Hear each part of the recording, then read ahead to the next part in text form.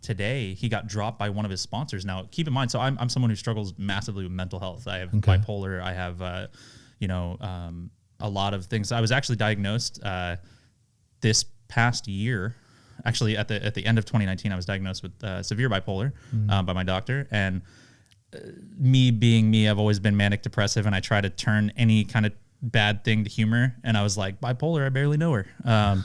But yeah, I mean, it's weird, man. Like, he basically bashed this guy, Etika, who ended up taking his own life by jumping off a bridge in New York. Bashed him. And he basically told him, like, in lesser terms, like, you may as well just kill yourself if you feel this way. And he actually did. And that really, like, that's messed up, right?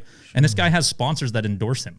Yeah. And I'm like, how do you have someone like this under your kind of brand representation that you're like, yeah, I'm totally willing to just, like, endorse this guy. And so today they dropped him after years of this guy being the way he is. And I was like, can we all just agree that it shouldn't take like that? It should take much less for a brand not to endorse someone. Tiger Woods cheated on his wife in private and lost his endorsements, okay? Like, you don't have to tell someone to kill themselves on public forum to lose your endorsements. Can we agree on that? Like, yeah, you wanted to hope that there's a better relationship between the brand and the performer, artist, whatever. That it's not just like, oh, this guy's a heap of shit, but he's moving whatever. Moving product, moving weight, man. He's moving product. Like, really? Is that like... And then, because then that leads to knee-jerk reactions. Yeah, when this company brought him on, they were actually a pretty small company. So I imagine the first endorsement truly was like hey, this guy can just move some units. You know what I mean? Sure. And that's, that's at the end of the day, there comes a time, like I worked at TransferWise for a short time as well when I first moved to Estonia. And I loved constantly saying internally, saying to me that we do this because that's how we've always done it is never a good reason to do anything. Right. Like, you should change your ways. You can't just use the excuse, we've always done it this way, so it must work. Like, that's just simply not true, right? So at some point, the company that was endorsing him should have realized, like, yeah, we got to, like, cut ties with somebody in PR. At some point probably brought it up. And who's not having this conversation? Like, this guy's out. I mean, okay, so maybe this gentleman has mental health issues, but I mean, then there's this whole other side. Like, how are you, even as a person, letting yourself do that? Oh, yeah. That you think and you are supposed to be acting as a professional. And okay, maybe there's issues. Maybe there's something that you realize, shit, I get out of control sometimes. Yeah, I lose it. I need to implement systems in my life to make sure that I'm not fucking this up. Yeah. And that, like, who the fuck wants to be associated with anybody who goes on rants like so online? The gaming community I don't is filled with this stuff. Oh my God, it's just filled with this stuff, dude. Like, yes. Some guy rages out in a game and calls some dude the N-word, and then that's his career done. And I'm not going to say I disagree with that. Like, there should be a point, especially if you're acting as a professional, there should be a point where you're like, okay, I definitely need to get these things under control. Sure. What I've said to my friends or what I've said in private in my room before I became a professional and in the public spotlight, not okay. I need to change my ways, right? Harder done than said for most people. So it's weird, man. It's weird. Like, I think there's something about because we need to look at how you act in the moment and then what you did in the past. Correct. Now, I think that what you did now, because everything we do in the past now is archived, can be seen potentially. Someone could fucking go through some chat logs. It's like a normal thing now. You rise to fame and people just, they want to find for you. no reason, that people you've never met want to find a reason to not like you. Like, it's just like just internet culture today, I think. Like, there was some girl on Twitter who just rose to fame on TikTok, and like within 24 hours of this TikTok, like going viral and stuff, people dug up like the worst stuff they could. And it wasn't even, to me, it wasn't even that serious of stuff. It's just, she had some pretty right-wing brash opinions and maybe said some stuff that most people would look at and be like, maybe a little much for me. And like, they still found this as a reason to just be like, no, she's done. Like, never getting notoriety for anything. Like, that's a little much, I think. Well, then to break that down again. So to break down, let's say that's incident. That person has risen to fame, quote unquote, so fast that they don't even have a chance. They don't even have a repertoire of like attitude or anything. Put this into place. Now, there are ways of dealing with this. There are techniques that not only from a public relations standpoint that you can come out, You can say, hey, this was in the past. Here I am now. Here's what I'm going to do. Here's how I'm going to adjust. And, you know, if you've got a great relation, if this was a sponsored person, you might have a great relation with a sponsor and they fully, you know, they're like, no, we're on board with this person because we believe in redemption. We believe this is, you know, how they're going. But this person's been on board for 24 hours. And they've got no way, because also I think, and I'm sure that you know this as a public person, you need to learn how to not listen to the community as well. Oh, I will tell you 100%. The moment that I started getting any sort of public notoriety in gaming, I went through all of my posts. I even like the slightest thing. Like I might have said jokingly to my friend in a comment 4 years ago, not 4 years ago, more like 9-10 years ago now, when he's like, oh, just baked a cake in the middle of the night. What else are you guys doing? And I'm like, yo, that's kind of gay or something. Right, sure, had to delete it, get rid of it, right? Like I probably said stuff like that in the past. And I know I have. For my best friend all the time. I've never gone the slanderous, like really bad digs. Like I've never dropped F-bombs or N-bombs against anybody or anything like that. But it's like still, there's always kind of that lingering thing in the back of my head that's like someone's going to find one thing I said and just be like, you're done. And I'm like, that's terrifying, man. And I'm like a nobody comparatively to like, you know, people I hang out with and friends that I have and stuff. And I'm like, these guys live in constant fear of slipping up and just saying like one wrong thing and they're losing their entire career over it. Like that's what scares me about culture. Like, you know, I think was it Chappelle got up on stage and said, I get up here and I say this stuff because this is the last safe place that we can, right? I mean, this is comedy. Y'all pay me to say this stuff. You come to see me, right? Like that's how I feel, right? Like at the end of the day, these people, a lot of these people, Twitch streamers and so on, are entertainers. They're entertainers. And granted, they're not standing up on a stage doing stand-up comedy, but they should still preserve a right to kind of entertain, right? And that just blows my mind that people just find anything they can to just this person, like the cancel culture thing that everybody talks about. Well, I think we're dealing with that as a society right now, and that's something that's coming along. Like we're dealing with where I hope we're kind of through the worst.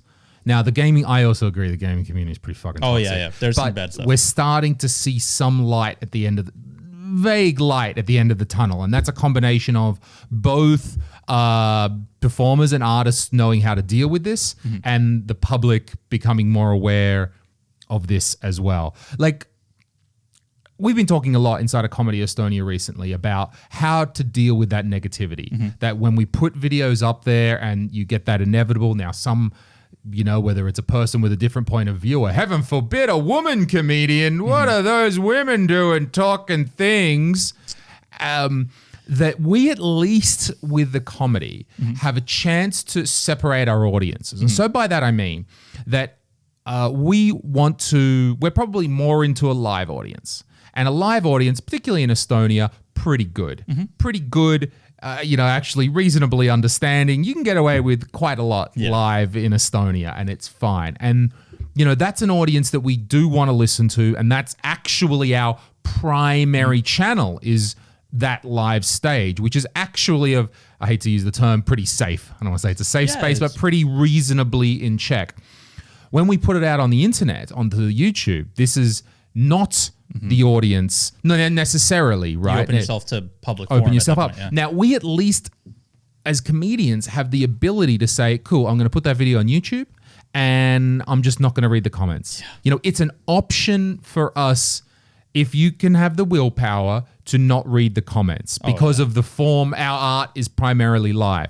Now, for you guys playing games, there's not that option. There's no option. Yeah. They're one and the same. Not at all. And that's got to really blur those boundaries. It's funny you say that because when you talk about kind of, you know, something gets posted, whether it's on YouTube or maybe a news article or something like that, now all of a sudden you've crossed the streams per se, right? You've gone away from your target audience, like people who watch you on Twitch or something like that. These are your people, right? Then they're going to watch you and you might say something, you might slip up and it's funny for a week and then it's, you know, I have a friend who's a massively prolific streamer on Twitch. I'm talking top 3 streamers on Twitch. He has said, honestly, not even arguably, some of the dumbest things I've heard anyone say on live broadcast, right? And I want to say that there is like an art to getting away with things by just not acknowledging them.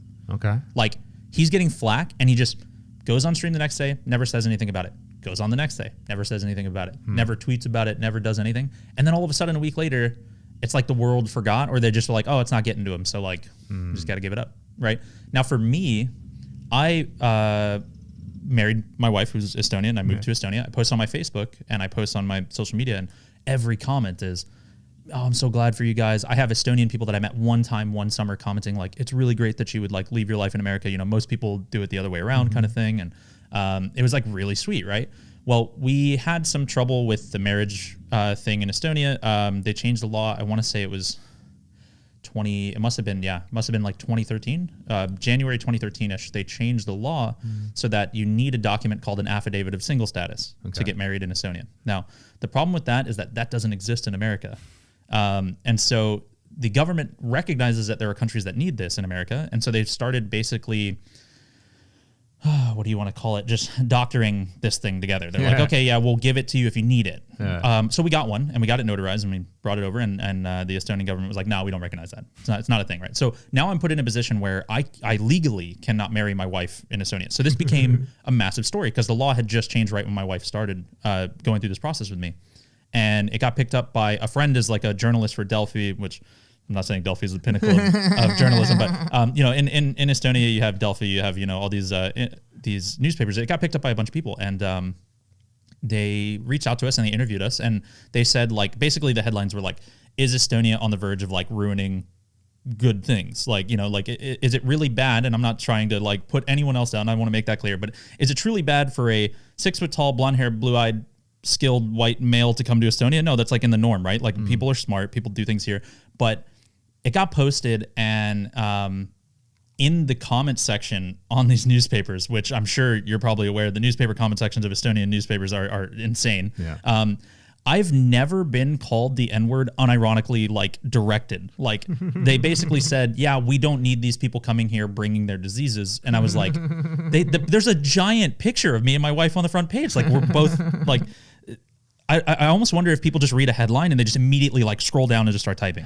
Oh no, we don't need this. Like, and it just blew my mind, man. I was like, I had so much positivity in my life from friends, family, people I've only met once. And then all of a sudden, and I'm not even exaggerating, this one comment from this one dude anonymously just took 500, 1,000 comments out of my mind. And I was immediately fixated on like, there are people out there who genuinely just aren't gonna like me for no reason. Like I've never talked to them. And that's like, that affected you. Yeah, absolutely. Absolutely. And in a weird way, because I knew how ridiculous it was, right? I was like, this is so dumb. Like the comment inherently is so dumb, but it's actually saddening to think that there are people who will do that. And it kind of extrapolated that for me of like, if there's one guy who reads an article headline, doesn't know anything about me and says this, you know, me and my bipolar, my manic mind, sometimes I'm like, there are probably people that I personally know that feel this way too, that just won't say it, right? Because they aren't hiding behind a shield of anonymity, which is where I was going with this whole point. At the end of the day, what we do online, these comments, these posts, these people in chat, they are all shielded by one thing, which is anonymity. They have no obligation. When you sign up for a Twitch account, when you sign up for a YouTube account, you're not obligated to use your real name. You're not obligated to use any personal information that's tied to you. You could be posting death threats on YouTube, and the only time that they're going to come after you is if they find them credible and if enough people report it. And then YouTube has an obligation legally to release your information to the local authorities, right? But on Twitch, it's rare this happens. I mean, you hear swattings, people getting cops sent to their house and getting killed. Like, at what point do we as influencers, as entertainers, as talent start realizing that like it is a dangerous game? It's scary. Christina Grimmie, a YouTube singer, at a convention, a guy walks up, shoots her point blank, right? Well, okay, there's a few things there. There's always been crazy people who go after celebrities. I think that it's forever as there's ever been a celebrity. I think the internet thing is scarier though, because you can't know if or when it's ever coming. I guess. Okay. I mean, you hear about like I see where you're going with this. I see where you're going with this, right? You know, and Selena had stalkers, all these things, right? Like you knew about these things. That these things are terrible. I'm not out here to justify them or anything. Oh no, that guy was fine. That's fine, yeah. Or to say, nah, that's nothing. Yeah. Nah, it's not. But after looking around at this and after trying to work out, well, how can we deal with this? What could possibly be the solution to this? The absolutely only solution that I could come up with is that I need to just not care about it. I need to just, that could be that toxic male culture, whatever it is, fucking little fucktards out there yelling, that will not change for better or for worse. My question is to you, what's the worst thing someone said to you online?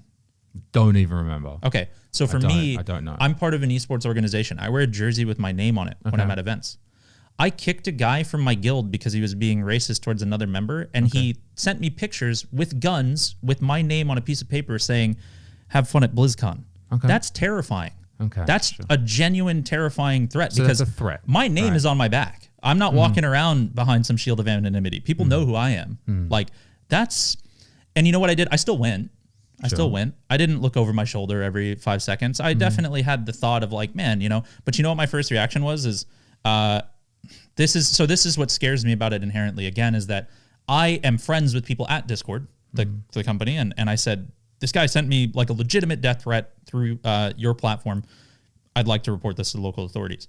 They found out his address, his name and everything. He was reported to the authorities in California where BlizzCon is held. And immediately there was notices that this man's not allowed on the premise and stuff like that. So that was like a little comfort. But what if you don't have like direct contact to someone who can do that for you? What if you're just like, what if, you know, have you used Discord before? Sure. Okay. What if you use Discord tomorrow and someone sends that to you? Do you even know where to begin? Who do you talk to? I mean, you might lodge like a support ticket or something, right? But like, how do you go about it? Right. Like my point is that the internet is terrifying because there is no obligation for someone to be themselves. Right. And so it's the same thing as like an entertainer. Is this guy just talking to provoke a reaction? Is he just talking because he knows it'll get attention? Or is this like a legitimate? Well, we don't know. Yeah, exactly. Okay, we don't know. Yeah. So that's why I think it scares me. That's why I think in the back of my head, there's always that thing that's like, man, you got to watch what you say. You got to watch who you piss off. Like there was that joke. Who's the Australian comedian that did the whole one about guns and protecting? Yeah, Jim Jeffries, right? And he talked about, you know, kind of the same premise of like where you shouldn't have to look over your shoulder about these things. And it's just terrifying to me, man. Like, it's terrifying to me because there's no responsibility in this industry. Like you as the performer, as the talent, you absolutely have an obligation. Your name's out there, your face is out there, and everything like that. You are now what I guess in terms of be a politically exposed person is what we call you, right? And so it's scary. I mean, if you look at China and how China operates internet, and again, I know this is going to get weird reactions from people, but China mandates that you must sign up with like your social security number to even be on the internet. Like you are now responsible for anything you type, anything you say. Can you imagine what internet culture would be like today if people did that? No, that's insane, right? Because you would have an uprising globally of like, no, I don't feel comfortable with that. The government's already out to get me. Like, you know. So what are we? So we're trying to overcome this deficiency in human nature. It's like this is clearly something that human beings do. We do, and it's really hard because then humans we try to make laws to say or rules to say that we can't act like this. We can't. But then we find ways to get around rules and laws, and so it continues. Where I was going with the Jim Jeffries thing, you remember how he said like Australia had one thing, and the Australian government was like, "All right, that's enough. All the guns, give them back." Sure. Right? How many times of like this happening does it take for people to say like we have to change something, right? Like we have to make some like Twitch, for example. Why can't Twitch not allow you to chat or anything in? And this isn't a dig on Twitch. Twitch sponsors me. Not a dig on Twitch, but I'm just saying.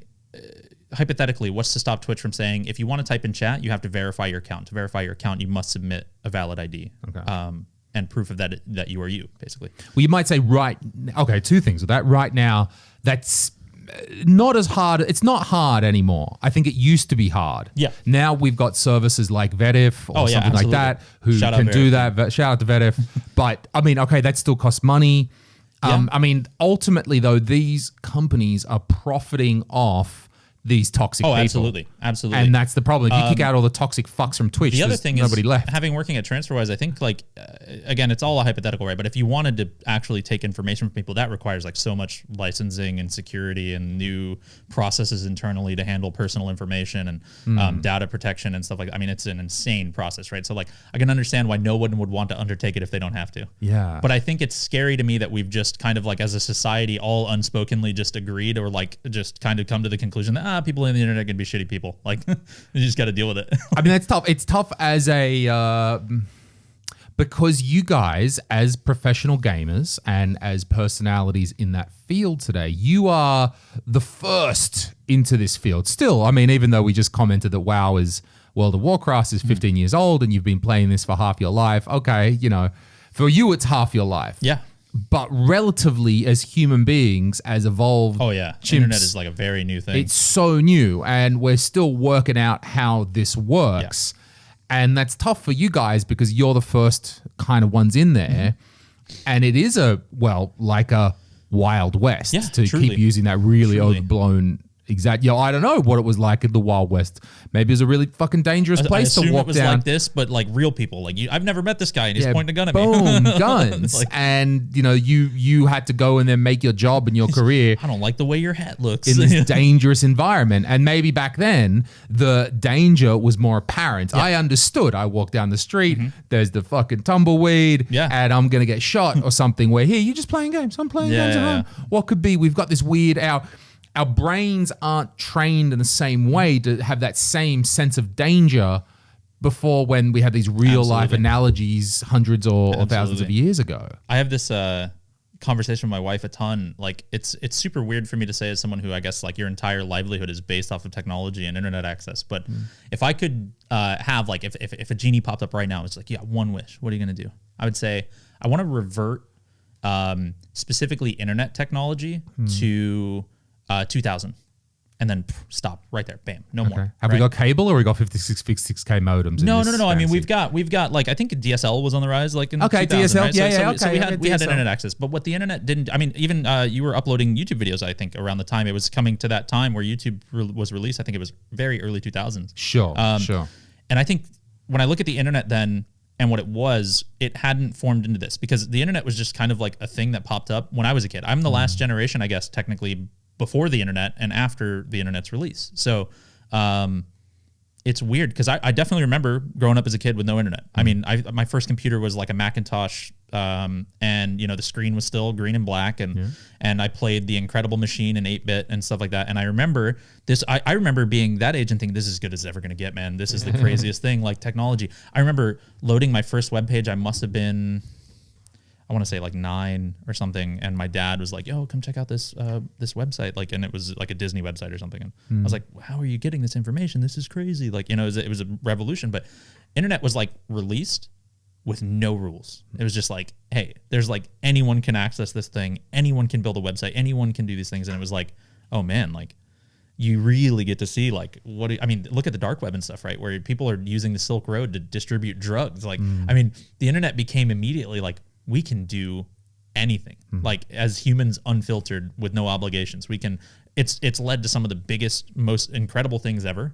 And it's also led to some of the scariest things. Like I think the sad part about the internet is that we have a saying in World of Warcraft, like no matter what system Blizzard, the company who makes the game, builds, we'll find a way to exploit it, right? We'll find a way to make it work for our benefit as competitive players, right? I think the internet will always be the same. No matter what rules you make, no matter what you do, people will find a way to game it to work it for them, right? Because that's what human beings do. I think the internet in the early days, I mean, I remember that as well. I was there. I want to say You'd be older. You were almost 19. Yeah. I remember I was probably around 16 going to my friend's That's crazy. a place, and their dad had a computer, and all we could do was like, I was like, oh, you know, it was still pay by the hour with dial up.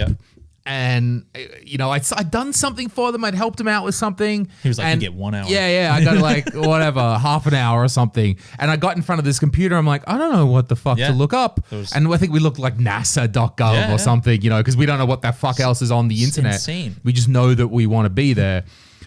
I think that I don't know a lot about it, but I have some friends who know more about it, Tim Reedy, about what the internet... Yeah, right. Amazing guy. What the internet was like back then. I think that the cesspool was always there. Oh, yeah. It was just smaller. Message boards were like a big thing.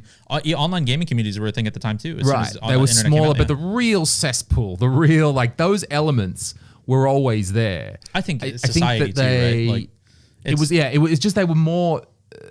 They weren't. They were much smaller in those days, and they had their own areas. And now those people, those are just, you can do that anywhere. You bring up a really awesome point, actually. Now that you mention it, that's a good way to look at it. Is like this terrible metaphors, but for example, 1970, you're a white supremacist. You're like, I want to join the KKK. How do you join? You can't like, how do I join the KKK? You can't do that, right? You got to know someone.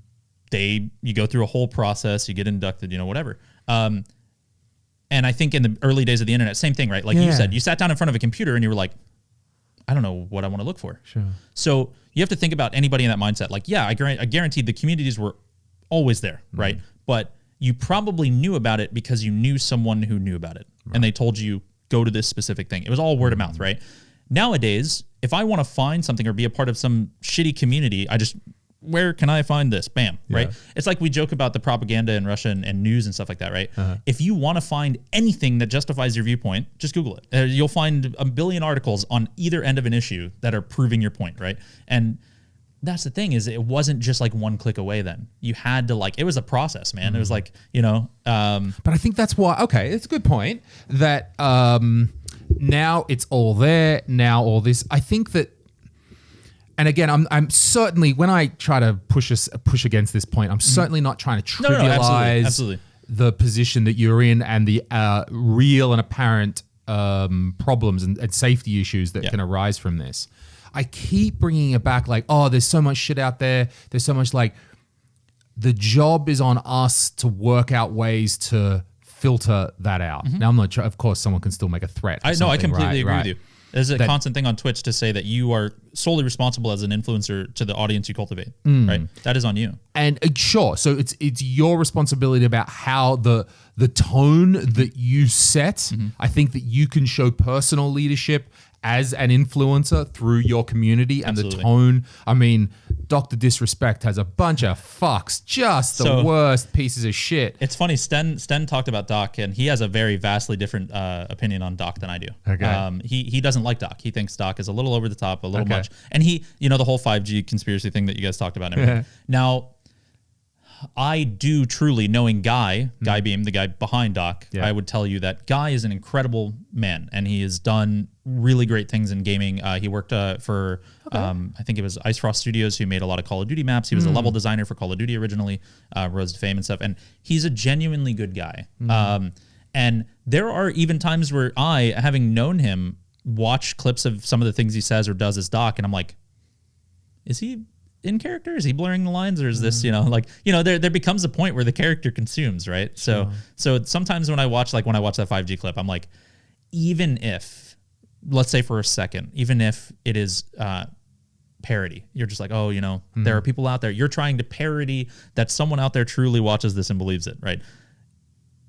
There's such an indistinguishable line sometimes where you are responsible for broadcasting that to 30, 40, 50,000 impressionable people that are following your every move. Like, even if it's a joke, let's say 10 people out of those 50,000 watch that and we're like, you know what? And this is that's the hard part in this, that as humans, we've never really had this such broad access to large amounts of people before. Yes, the internet brought down all the barriers and we didn't have to suck up the TV stations anymore. But now, there's 40, 50,000 people that are listening to him. And that's enough to fill 2 stadiums. Right. It's terrifying. Full of people. That would usually be the biggest superstars in the world would have that level of reach. And now it's any person, possibly, potentially, not any person, but so what level of, I don't think we've worked out the level of responsibility that because you hold as a person, I want to make some parody, but I think sometimes it's hard because you don't want to accept that responsibility. Right. I don't want responsibility for, I have enough trouble taking care of my wife and a dog. But obviously Dr. Disrespect does. I mean, otherwise. I think that there's still kind of that detachment from it inherently. Like, that we don't get. I mean, we know, but do we really get it? Yeah. People haven't really assumed the risk yet, I think, as an influencer. I mean, it's hard to, right? When getting 50,000 viewer directly correlates to, massive checks, right? It's really hard to say. Say no to that, right? And you're being incentivized to, if I do, because it's appealing to these base behaviors in us that the monkey brain in us hasn't computed all of this. Monkey brain mostly knows that if I act like this, I get checks. Yep. Now that's, of course, there's logic and of course there's reason in that as well. But I'm definitely sure that brain none of our brains are able to compute that there's 50,000 individual free thinking people listening. They say that the brain can't fully comprehend the concept of infinity. We know what it means objectively, but we really truly can't comprehend it. I don't think we can even comprehend what 50,000 people watching us means. Right. You know what I mean? Let alone infinity. And how do we do that? I don't even know how we're going to do that because the brain does not progress quickly. I have conversations. So like, this is where I get my weird flex like moment. My friend group in life is literally just comprised of massive influencers online. Like these are the people that I hang out with, I talk to every day. Yeah. I have said on multiple occasions, like when they set their record-breaking streams, like one of my friends, Chance, hit a stream, I think it was like 180,000 people. And I was like, do you ever sit there and actually try to kind of like put an image in your head of how many people that truly is? Yeah. Like that is bigger than the biggest concert.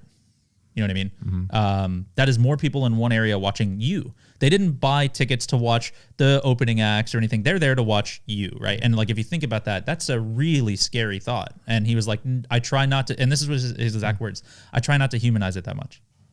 Because you don't want to. You don't, that's well, then he'll get nervous thought. Because, I mean, if you're a rock star, even Metallica are going to step out there to whatever, a million people in Moscow or something back in the day. That's intimidating. That's, you know, you've got to overcome that.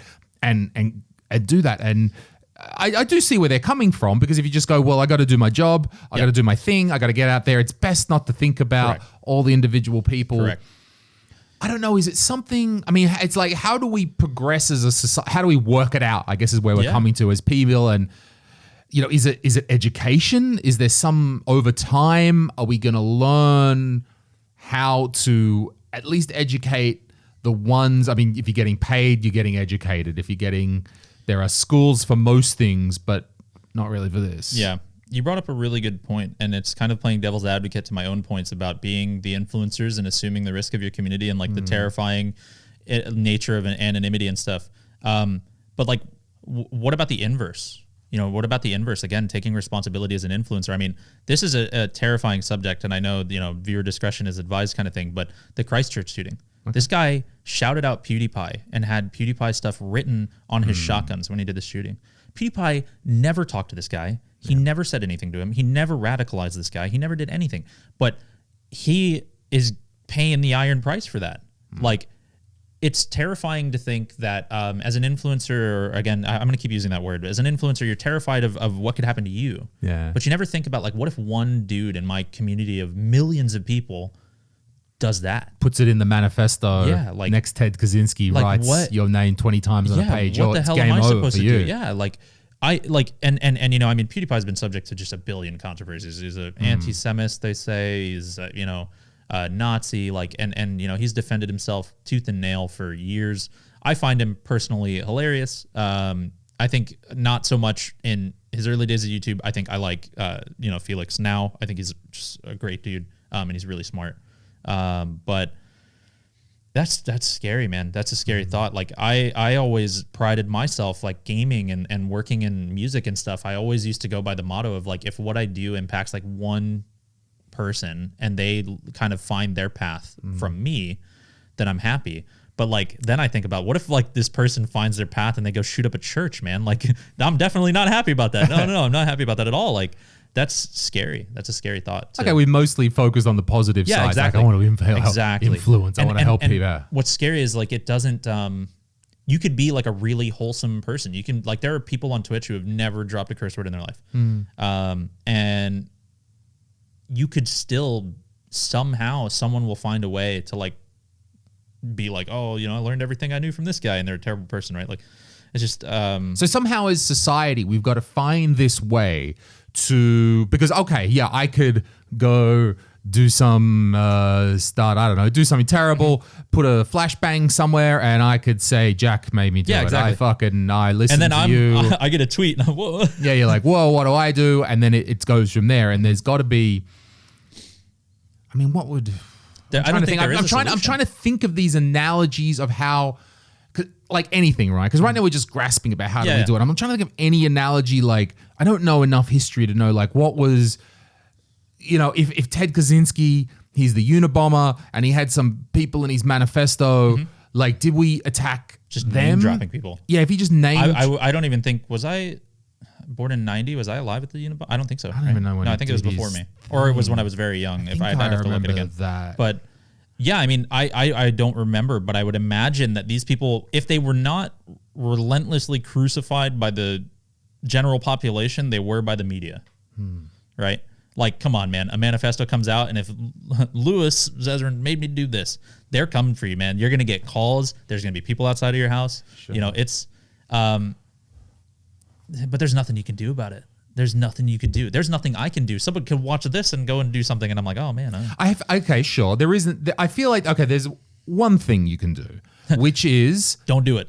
Don't do it. Speak in your defense, and that the thing that is enabling these negative things is also the thing that allows us to speak in our defense. I was talking to one of my comedians the other day, and we were talking about, they might go and do something in the public light, and what if they do this, and what are the ramifications of that? What happens when they dig up some old shit? I mean, exactly the same thing from a comedian's point of view. Comedians have it probably tenfold, honestly. I don't know. Well, here's what I'm thinking. Shit, no, I would even say compared to... Okay, we can go on that one later. Yeah. Because the other one is, the next point was in Estonia. Oh my God, no. There's really almost, as far as I can see, not much you can get crucified for. Yeah, I was going to say, people, I'm constantly like justifying to my friends my decision to live here. Yeah. All my friends, I mean, again, all my big streamer friends, why don't you move to Austin? Why don't you move to LA? Why don't you do this? I was like, because the power of a dollar here goes like 100 times as far. It feels like my quality of life feels great. I never have to worry about getting sick or losing my job or anything. The moment I knew Estonia was for me was when I got off a plane and I went to town and I saw like a group of 8-year-olds just walking around totally unsupervised. I was like, is this a real place, or am I living in Candyland? Like, and I actually got so curious like a year ago. I looked up crime statistics in Estonia. In the 7 years I've been here, there was like 4 kidnappings. And when I say kidnappings, I don't mean like some random stranger grabbed a kid and ran with him. It was like dad took son or daughter without mother's knowledge or against will, and it was reported. That was like a kidnapping. That's the kidnapping. And I was like, yeah, man, I don't know if it's like an unspoken rule here. You just don't screw with kids, man. Just leave them alone. Like, there's no kidnapping here. Yeah, don't do it. Don't do it. It's not cool. Like, so we're not. So I do enjoy in Estonia that we don't have the crazy cancel culture. For as much as I'm like, why the fuck does Igor Mang have a career? Dude. But nevertheless, at least it means that... Right. But there's a flip side to that. So the thing that we have, and I think the thing that we need to cultivate is that we have our own channels that we can reasonably and rationally explain ourselves. Absolutely. And you know what? If I'm going to go down... I'm going to at least go down. For sure. No, not even swinging. Explaining myself. So what I said to my friend was that, I mean, I don't know if you guys want to guess who it is, but it's someone who's got a podcast. And I said, you know what you've got though? If they dig up the shit, if something comes up, you have your podcast. You have a long form place where you can go and rationally and reasonably explain your actions, say what happened, talk it through, no time limits, no ad breaks, no producers telling you what to do. And I don't think it's the solution, but I think it's a major element that now, if you wanted to be a dick, yeah, you can be a dick. But if you're trying to, our presumption here was that we're trying swinging, to be. I don't inherently mean being an asshole about it. Right. I mean, I'm not going to lay down and just die on that hill. Explain your case. Yeah, why did I do that? And I'm going to say, again, I mean, there's people digging up tweets like, for example, relating to comedy, Kevin Hart do you remember that joke he did about his kid at a birthday party and the whole thing about, he basically made a joke that like he turned around and he saw his son grinding on another boy and he pushed him down and he said, "Hey, stop, that's gay." Right? Like, I watched that stand up the day it came out. I laughed my ass off at that joke. I was like, that is hilarious. And I mean, is it insensitive to a degree? Sure. But like, should he be catching flack for that 5 years later? Like, but that's where we're working this out as a society now. I do think I have an inkling that we're past peak cancel culture. Yeah. But what I mean is he went on Twitter and he PR and he did all his things and he said, look, like, I know that, and I like the way he worded it. He said something along the lines of basically like, I know that today the things that I said would be deemed like very responsible and very offensive. And for that, I am sorry. And I'm glad that he did that because he's done some other shitty things, but they, you know, like you said, if you're given the platform to be able to kind of excuse yourself, or not even excuse in like I did it, sorry. No, just like it was a joke and oversight on my part, and I won't make jokes like that again if it's that offensive. Like, I agree with that, but the problem is with like what you're saying to your friend is not everyone has a platform, right? And that's bad. So, but then do we? You got to think about that. No, not everyone has a, but. A random person without a platform is also probably not subject to much controversy. Not in the same way, right? I would say that, but like we said, that TikTok star rose to fame in 24 hours. It only takes like one news story about some shitty thing you did. Like, you can destroy someone's life who was never known to anybody with one shitty article, right? This guy, I mean, okay, granted, there are some people out there who literally just deserve to have their life ruined, and I mean that wholeheartedly, but I think that, like we said, there's so much shitty stuff in the gaming community. Think about how many people get mad and they drop a word they really don't mean. Sure. PewDiePie being one of them. I mean, that was everywhere. I'm sure you probably saw that clip. He explained it. It wasn't forgiven. And I don't think it still is. It gets memed to eternity. But like, let's just say you caught you out of context saying a sentence that like in the sentence sounds bad. Like, what if you, okay, example, this happened to a friend of mine. He kicked a chair on accident and hurt his toe, and he called the chair an F word, and it was on stream but off camera. Okay. And there's no context to it. You can't see him, but you can hear what he said. And the fact that he said that word was inherently enough to try to ruin this guy's life, which, could you argue that you shouldn't be using that word? Sure. I grew up in the 90s in California, man. People said that word like it was nothing. Louis C.K. literally had a joke where he said, when I was growing up... No. Gay. Oh, yeah. Yes, right. Yeah, so Louis C.K. even had a joke that said that when I was growing up, we didn't call people that word because they were gay. We called it them because that's what they were being. Sure. Like, and there's a part of me that resonates with that, but I've phased that word out of my vocabulary, right? Do I look back at when I said it when I was a kid and other people called me it and I was like, oh man, I was a terrible kid? No, because it was like, it was a societal thing at the time in California, especially, like, and I regret it. Sure. Like, I'm like, man, you know what? I probably definitely should have known like the context of it. And as I got older, I did, and I stopped using it, right? It's that simple. But, there is that word in my brain. It exists. And if I get mad enough, or I do something stupid enough, or my friend says something to fire at me and I say it back without thinking, should that ruin my life? Really? Like, you know? And that's the thing is, like, for example, the PewDiePie one, this is like my favorite example to go to because I've actually talked about this on panels. I've talked about this on other podcasts with PewDiePie. When he says the N-word on stream, I had to explain to my American friends because that word does not carry the weight or the severity for a Swedish person as it does for an American. Sure. And so I would say this is like a joke that even one of my large black influencer friends says, that word has weight to specifically Americans. To a cultural group. Yes. Right. So like Trevor Noah did the whole thing about growing up in Africa. People call you the N-word. It literally means nothing to you, right? So it's not offensive. And so the thing is that he was crucified by Western media for saying the word on live broadcasts. Granted, it definitely should have some repercussion. But what I was saying to my wife, for example, my wife gets flustered and she says curse words in Estonian. Nothing like that degree. But, you know, she says curse words and I say, you have to think about human emotion. And when you get mad, sometimes you say things spontaneously that you don't mean.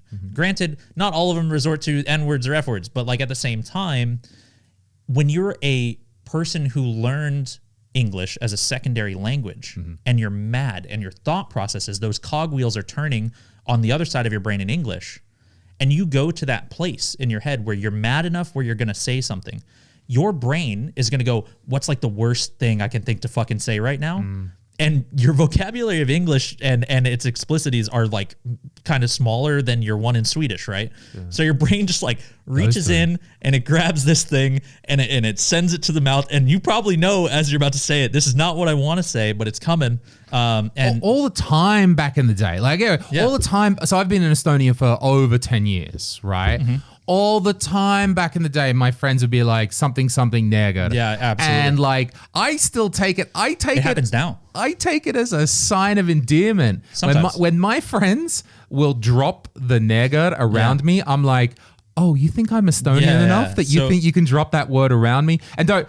By the way, also, I realize I'm going to start dropping words because on my part, you don't have to, right? No, it's okay because I wanted to point this out. When I realized I was saying F word, N word, F word, N word, I'm doing it to protect myself. Yes. Who was the comedian that said, I fucking hate when people say F word or like N word because what you're doing is you're removing the responsibility of saying the word from yourself and you're making me think it. And now I'm the problem because I'm like, oh, but I'm thinking the word. Like I'm doing it solely so that this doesn't get completely absolutely. And you've got to okay. So let's go down that one. You've got to do that because of the nature of your career. Absolutely. Like I said, I'm terrified of like I might say blah blah blah blah blah N word this and like they clip fucking 5 words. Yeah.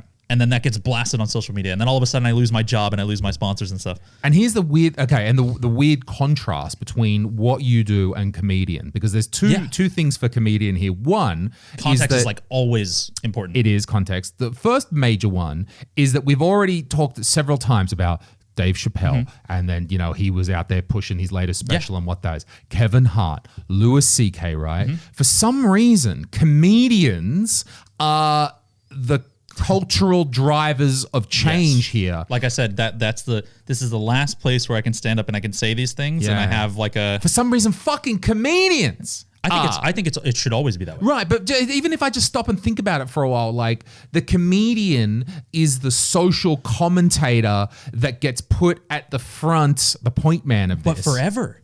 Like let's go back to 1000s in Britain. Mm-hmm. People getting up on stage making fun of the Queen and stuff, man. Like this was their job. It was punishable by death to do that. In Rome as well as I understood. But these people were paid, endorsed, and viewed as a spectacle to make jokes about things we shouldn't joke about. Yeah. They were the voice of everyone who maybe said like fuck the Queen, which was the equivalent of the N-word then. Like maybe they said that under their breath when they kicked a chair too. I don't know. But like they were given a platform to do this because I think as society, we need these people. We need these people because I don't want to go out to the streets and scream the F word or whatever, but someone getting up on stage and saying it and I'll go, oh man, I can relate to that, dude. I've been there. And we had those, as I spoke about, we had live environments. Boy, was this before the show? I can't remember. But we, as a comedian, though, we have the live environment. Yes. That is a controlled thing that I can tell who's in front of me. Mm-hmm. That's one of the very good reasons that we really never, ever, ever, ever, ever want to live stream our stand-up. Absolutely. People are like, why do you want to live stream? But just put the camera. Like, first of all, it looks dog shit. Secondly, it's probably going to sound dog shit. Third, it takes away that feeling of electricity that we feel like we could say anything, which apparently is a thing, but like, absolutely. Just in the same way that you as a streamer were flirting and playing with this idea of what's my responsibility. Mm-hmm. And you said that your friend who's a streamer says, I don't want to think about it. I don't want to humanize it. Yeah, I don't want to humanize it. Fair enough. And I can see the two sides of that. It's very similar again with comedians. Should I think about my job as an influencer? Apparently, I'm in the position of pushing forward the language. Yeah. Or do I just want to zone out to that and do my work? Mm-hmm. And okay, maybe I've got, as a comedian, to ask that same question as well, right? No, I just want to get up there and do my work. Now, there are some comedians that were in that position. Yes, Lenny Bruce is getting taken away. Yes, George Carlin said all the things you can't say on TV. And there's been this great... and now Chappelle is doing that. There's like habitual line-stepping comedy where constantly kind of pushing that barrier. Can be. And then there's people who get up and joke about their family life and being a dad, like Bill Engvall and stuff. You know what I mean? Like there's so many avenues of what people find funny. But I think it is the duty of comedians inherently to kind of, your comedy is funny because it's relatable most times, or it's absurd, right? And sometimes comedy is funny because it's taboo. And I think there's gonna always be those avenues, and there's always gonna be that that market for people who are like, I can't say it, but I like the concept of someone who has a platform that can say it and people will laugh rather because it's contextual rather than it coming from a place of hate. Like, I don't think comedians really ever get up on stage and say things from a place of hate. Well, okay, maybe pause the brakes on that one, but like, I don't think anybody ever gets up on stage and says like any of these things from a place of hate. I think that a lot of people get up and they say it because they again, at the end of the day, being a comedian is provoking a reaction, right? And so they probably just want to provoke a reaction. Yeah. They probably aren't thinking of the social change that's gonna be made from that. But I think I think it's becoming more. I think it's becoming more apparent. Yeah, I mean the upper echelon of comedy, echelon, at some level it must. Which again, I'm not really sure, but I feel like somehow I'm bringing this back to gamers because on one hand, we're talking about your friend tries to to dehumanize it or not think about it, but you have that responsibility. But then I'm a famous comedian. Am I responsible for my words now? Apparently, I'm in that club of super famous comedians. Do you think they sit down and they write jokes and they actually look at a joke and they think to themselves, "Man, this is a hilarious joke, but I can't get up there and say it." You think that happens all the time? I think it would. I think there's probably so many things. Like, he's like the top of the top of comedy, right? Let's look at Chappelle, right? He wrote jokes in 2000. I just watched that show, even one episode, and you're like, could this be on TV today? Like, would people be okay with this? And he says it all the time. Like, I could not do that show today, right? So the comedy is a reflection of the current society. Absolutely. And you're comedy using that ever as evolving. Sure. Whether you're because that's the stick. That's the line in the sand. As much as it's your job to exactly. As much as it's your line to kind of like put one foot over that line sometimes as a taboo comedian. It's also your job to take steps backward as that line recedes backwards, but always keep one foot in front of it. Sure. You know what I mean? Sure. So society sets the line. But the other aspect that we do kind of believe with comedians is that the harder the joke, the funnier it has to be. Absolutely. So absolutely. You can do it if you want. Yeah. But you've got to make sure it's real fucking good. And now maybe that means again, with our art form and our craft, we have a possibility of going to a 20-person open mic. Yep. Yeah, okay, there are still considerations. People could have the phone, whatever, and that's, some comedians have to deal with that on a big end. Man. But there's still, in theory, the concept. Like that Pete Davidson thing where he made people put their phones in. Sign contracts, oh my God. But there is, in theory at least, still an idea that I'm not sure how funny this is. I'm going to try it out. And I can do it on small audiences where that is not as Tell possible. your comedian friends first and see what their reactions are. Could be, Because at least most of those people in that room will understand where the joke's coming from. Right. So we have some level that we can work up to, which is more difficult when you've got this. I don't know what the small open mic of game streams I don't really would be. think, after a certain point, I don't think there is one anymore. I guess... some things that people have started doing, again, bringing it back to Discord. Discord now has the ability to kind of like live stream within Discord. Okay. And Discord channels have capacities. They can only go to like, say, 100 people or something. Oh, okay. There's no chat really. Like there is. Okay. So like basically what you could do is you could say like, I don't want to stream on my Twitch channel because it's going to attract everyone. Sure. I'm going to jump in my Discord and I'm going to go live on here and just talk to like 40 people while I play. And it could still be screenshot very easily or something, but nevertheless, it's something. I think the 40 people that end up there to like watch you either know them or and they're in your Discord. This is not like a public This forum. could be like going down to the mic to the small underground place where there's only the true comedy fans. I think comedians do it all the time. Yeah, like in New York, it's like massively you can have prevalent. a drop in because I mean the thing is though, if I know that you're the greatest streamer and I know you're just doing this thing, I can jump on instantly. But I don't hear about Chappelle dropping into the until improv. After. Right. Yeah. Until after. That's again, online, offline is. I think it happens sometimes too. I think it goes away because again, internet culture, it like if, for example, Chance, my friend, who's a big streamer, were to like be streaming, he streamed on a completely unknown channel. Like that's what Twitch streamers are doing nowadays. It's like all the rage. Like I'm going to create a second Twitch channel with a totally different name. And sometimes they play with like no mic and no cam and they just play games and they like watch chat. I constantly hear from my friends that if they could do anything, they would like kill their channels and go back to like 1,000 viewers. Yeah, right. That's like, That's depressing. But you can. I mean, when they say, "Oh, I wish I could do that," just drop a couple N-bombs and F-bombs, man. You go right back down to 1,000 viewers instantly. But why? Okay, but in that instance, cool. I mean, that's super punk rock. That's kind of what people are doing. Just go and do that, or put a fucking balaclava on or something. Yeah, I mean, like, it is starting to happen. I mean, it's happened in every facet, right? Like music. Yep. You watch these massive artists who decide to take on a masked identity, or a smaller artist who takes on a masked identity and rises to fame and chooses to keep that anonymity, right? I think that as humans, we crave this kind of recognition, this attention. Like, for example, if you, as a comedian, do you inherently like the part of getting up there and people knowing that it's you, Lewis, or do you get like the part of getting up there and people just laughing at what you're saying? I think it's a combination of the two. I think there's a love for the notoriety, sure, but I also think that I think comedians all get involved for the same reason, and it's to get up there and say things and realize that you can bring out in people sometimes what you can't bring out in yourself.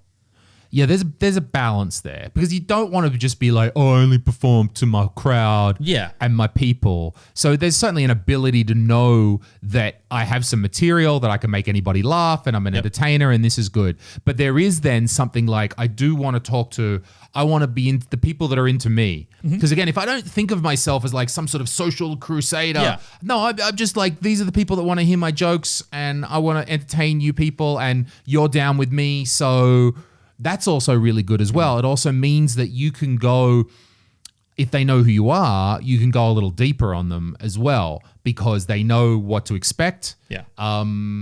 They know who you are, so maybe they know something about you that you can then work maybe a deeper concept. I don't have to reintroduce myself on who I am, and I can talk about myself a little deeper.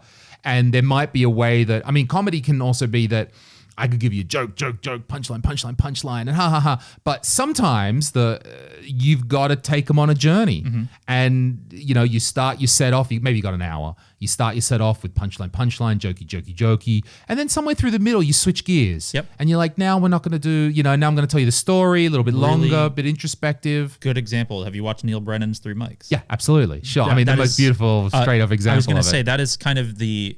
I just recently watched it 2 weeks ago. Never watched it. I always knew of him because I knew he co-wrote Chappelle's Show. I watched that and I said, "This is what I want comedy to be. Right. This is what I want. I mean, it's the literal transposing of that idea. It is an actual physical representation of kind of like the divide in comedy and how you segue your sets and things like that. And I'm just in love with his work, man. He's incredible. Bo Burnham, same thing, right? Sure.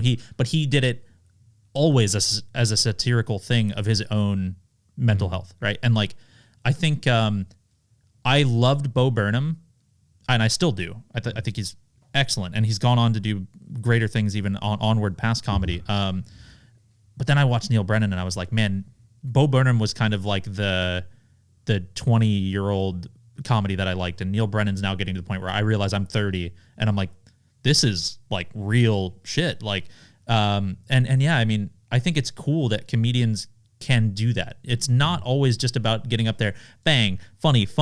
Like, I can get up there and I can talk about, I have bipolar and I constantly think terrible things. And there's somebody like me sitting at home watching this, or sitting in that audience watching this and going like, is he talking to me right now? Because like, this is really getting to me. Could this speak to the because your industry is not fully developed yet? Yeah.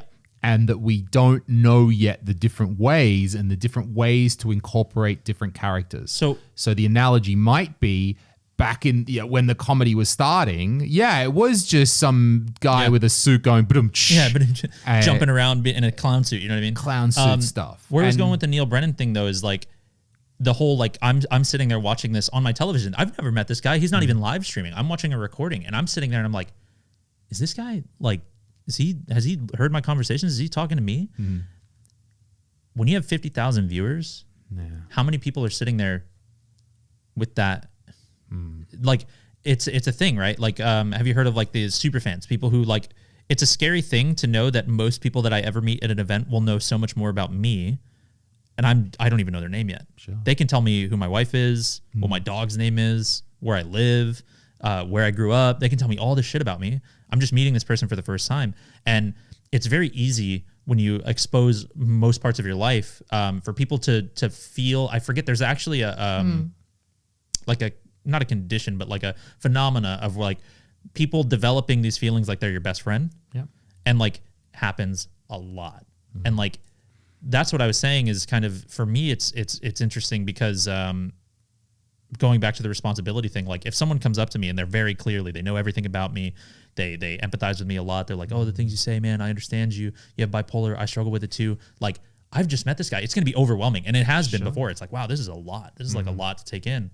But I'm a pretty strong personality myself. So usually I get along with these kinds of people. But if you're not someone like me who's just able to kind of like pick it up and run with that, say you're somebody who's a little quieter, someone who doesn't usually try to expose that much of your life, but over the course of streaming of 7-8 years, little comes out here, little comes out there. Is it your responsibility to kind of like own that? Like, do you just, oh yeah, man, definitely. Let's I think we talk. haven't Like, just worked out how to do that because you're not only is your particular industry so new, but I think it's a new level of intimacy. It's a totally like, as the comedian. Well, we don't get the same thing as you guys. You guys can come off stage and Yeah. someone can come up to you, oh man, that set was, it's like being a musician. Sure. That set was amazing, dude. Yeah. Oh, what you said about the thing, that was hilarious, dude. I love your jokes. We don't get that immediate feedback. We won't get it until we go to an event like 6 months from now. Okay. You know But what I mean? okay, but I mean, a comedian goes up there for what? 20 minutes, half an hour, 1 hour, let's say, does their set. And the set may not even necessarily be like just true to themselves. Yeah. I could just be joking around doing Yeah, shit yeah. and you're like, what? Did you mean all that? You're like, nah, I'm just joking. I'm just being, whatever. Or Or I I'm say up just here, I'm not honest for a second. But when you're streaming, you are doing hours with them. Yes, I was You're going to say, doing- you can put up that facade like Doc, but like, it just, It's hard, I've watched yeah. people, I've like Chance, for example, my buddy, he carried this kind of, this persona, this obnoxious, like, and I'm just going to say it, he was obnoxious and just over the top and exaggerated. He was like those pranksters on YouTube before it became a thing kind of thing. But like with his family, he was like basically doing like jackass level stuff. And, he is, I mean, man, he was a streamer before streamers were like a thing. He streamed on a platform called Xfire, which most people didn't even know existed. Yeah, it was a tiny little thing that was like one of the first possible ways to stream yourselves online.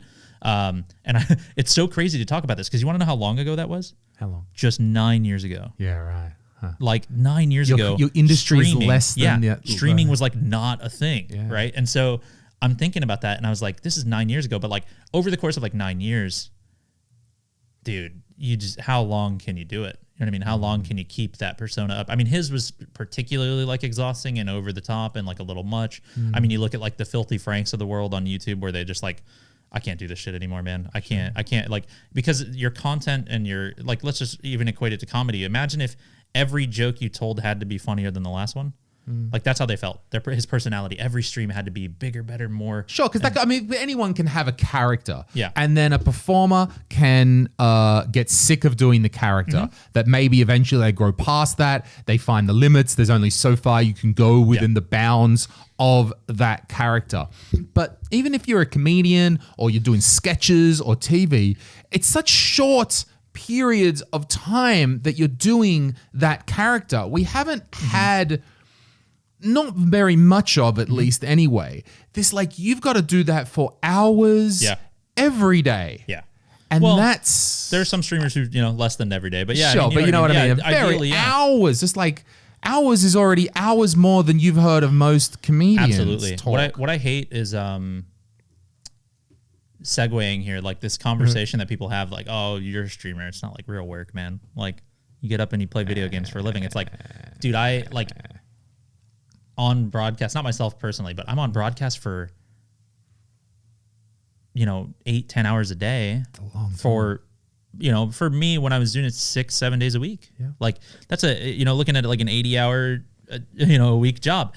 But like you'd be doing it anyways. Yeah, but like once you turn the camera on and once you start interacting with people, it's no longer just playing games. You've removed, and I always say this too, like I miss the days when I didn't like work in esports sometimes and stuff because I don't just enjoy games inherently anymore. It's like I know too much about the industry. I know that like this game's going to be popular, so people should stream it. And so as much as I play games and I am like I stream and stuff as well, my real job is an influencer manager in marketing. So my job is to like find these guys and go like, this is what we can do to accelerate your brand and stuff like that. Which is inherent in any form of art. And as much as you may want to stay away, you might say, well, I'm not going to be overly commercial. Like even if you were like, no, I'm not going to take sponsors. Oh, that's like the big one. You know, grassroots. I don't take I'm not going to sponsors. take sponsors. Even if you say that shit, you still have the obligation to get on there and stream and talk and make an effort.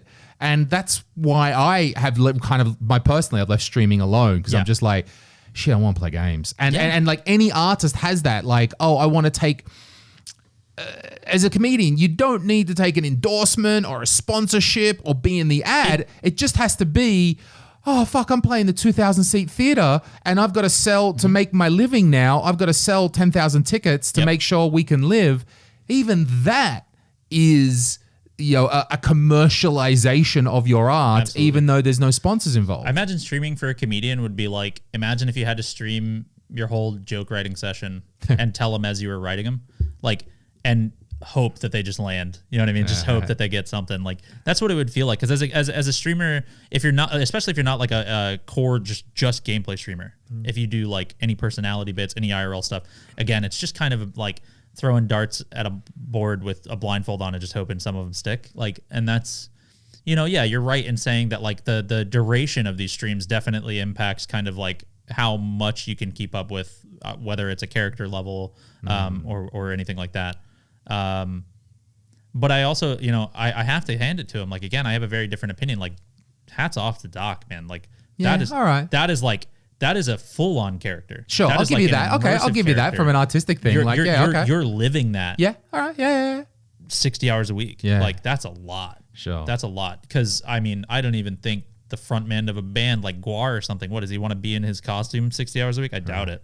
And, okay, let's take, I mean, maybe you don't want, I mean, I'm not asking you to, you know, give away personal details or something, but if he gets to a certain level, which means, okay, now we can go into like how many people are around. What I'm trying to get at, right, is that if a performer was at that level, they had tens of thousands of people watching them, they'd be earning a certain amount of money. Definitely. They'd have a certain amount of management around them. Absolutely. And that management would be giving them a certain amount of emotional training, support, education because you would understand, like, dude, if you've got to go out there and I don't know if I'm trying to think of a good example here. If you've got to just be in the public playing a character nonstop and live the character, we're pretty sure you're going to get fucked up from that. We know that. There's even a clip that I use as like a soundbite on my stream where Doc like had a moment of clarity and he was like, I have some serious psychological issues. Like, right. You know? Now, is that,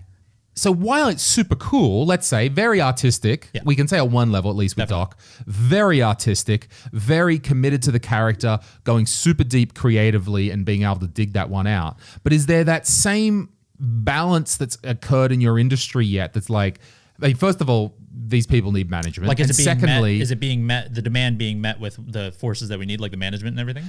No, okay, so not only, so I guess let's get into this side of it then. Not only is there management there, yes, but two, has the management evolved to the level to know like, well, we got to give these people psychological training. Basically like a full scale, like PR, like therapy, you know, this not only PR, public facing stuff, but no, like we're putting our boy doctors. into real shit circumstance. No, not at all. Okay. I will say, okay, no asterisk. And the reason for that is it depends on where you're looking. It depends on where you're looking. Like I want to use an example, and this is in no means an endorsement of the league itself, but Overwatch League has 20 teams in it. These teams, man, this is a rabbit hole conversation, so I'm going to try to keep it at like surface level just about this topic. We can go into Overwatch League. I can be here all night.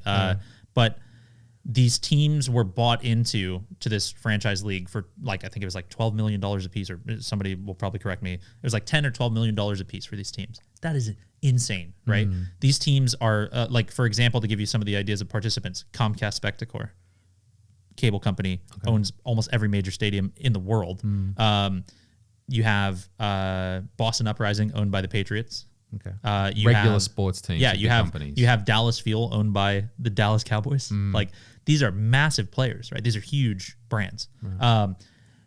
These teams at the let's just call Overwatch League from a financial perspective the highest possible tier of esports. Okay, right? sure. I'm not saying it actually isn't practicality. Yeah. I'm saying from a numbers perspective and like pay wise, absolutely.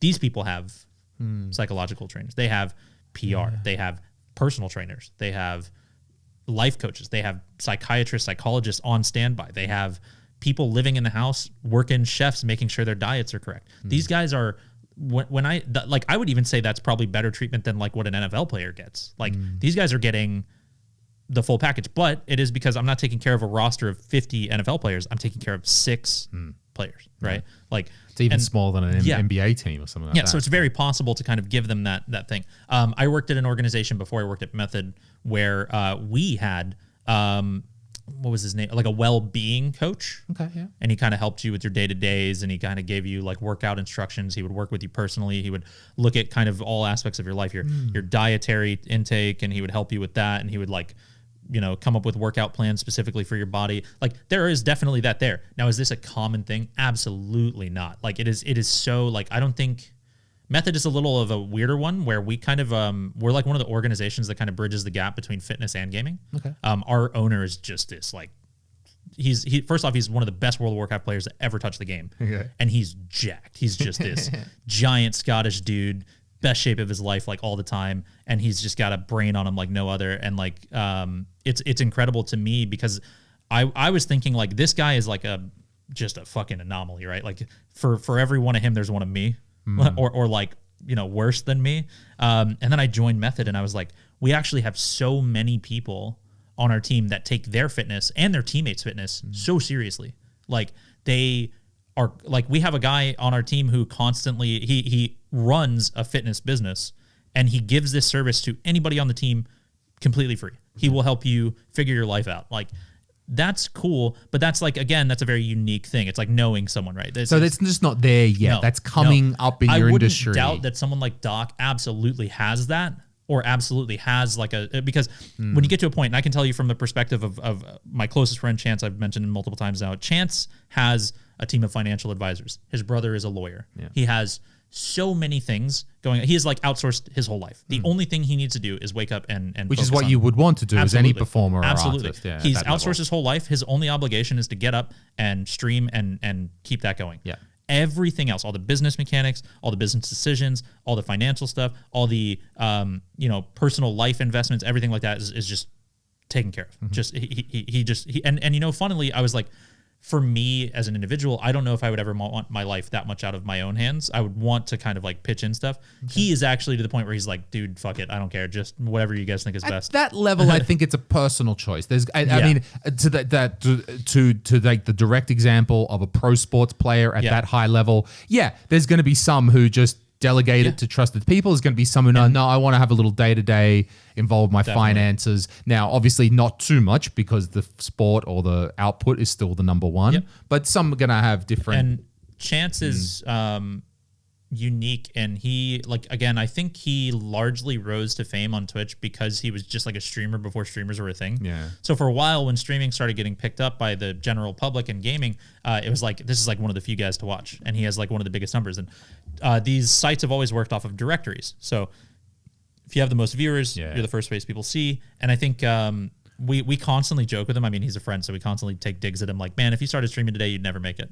Like you just made it because you were there. You're one of the early adopters, and for that you have to tip your hat to that. Like to make a decision. Like streaming was a technical marvel at the time when he did it. Yeah. Like it was so many things like orbital broadcast software that like people didn't even know existed, and then I got to do this, and like is my PC even going to be able to run this thing? And like streaming is demanding on the platform, and so it's really cool. But like Doc, what I was going to say about Chance is he's famous because of that, and he's never really, like we were talking about, he's never taken like massive endorsements. He does sponsors. He's never been like completely opposed to sponsors, but he doesn't look for them like at all. Like he's had. Let me give you an example, and this is like, I can't say the specific number, but I can say that it is less than $1 million and more than 100,000. He was given a large offer to play a game on stream for 4 hours, and that was a different one. That's even worse. There was more than one.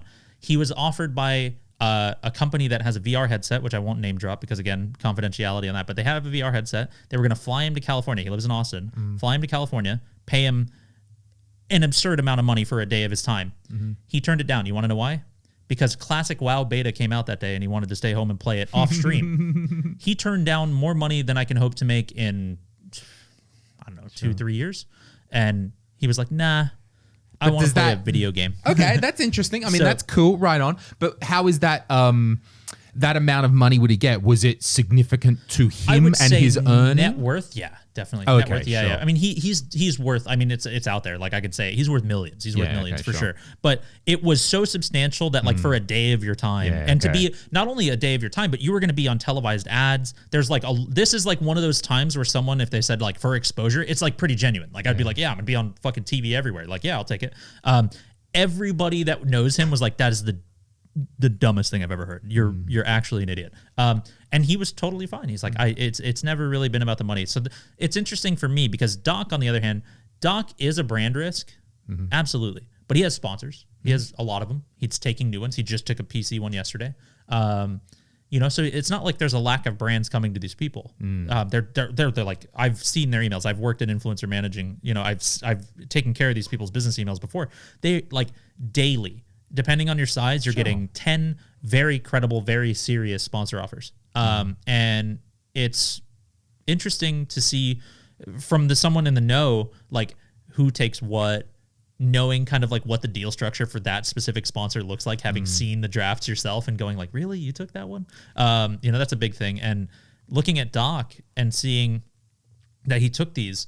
And what I was going to say is like Doc from a broadcast perspective, because of his involvement with so many brands, I would not doubt if he had teams that have like coached him on PR, coached him on emotional training, coached him on responses, you know, like I would almost be assured that if he didn't do it on his own volition, he has been appointed by someone. You know what I mean? So there are streamers that I would say, yeah, absolutely. They probably have some sort of infrastructure like that behind them or a team with them. Even my friends that are like streamers that literally all they do is they turn on their stream, they play games and they're like, you know, they turn it off.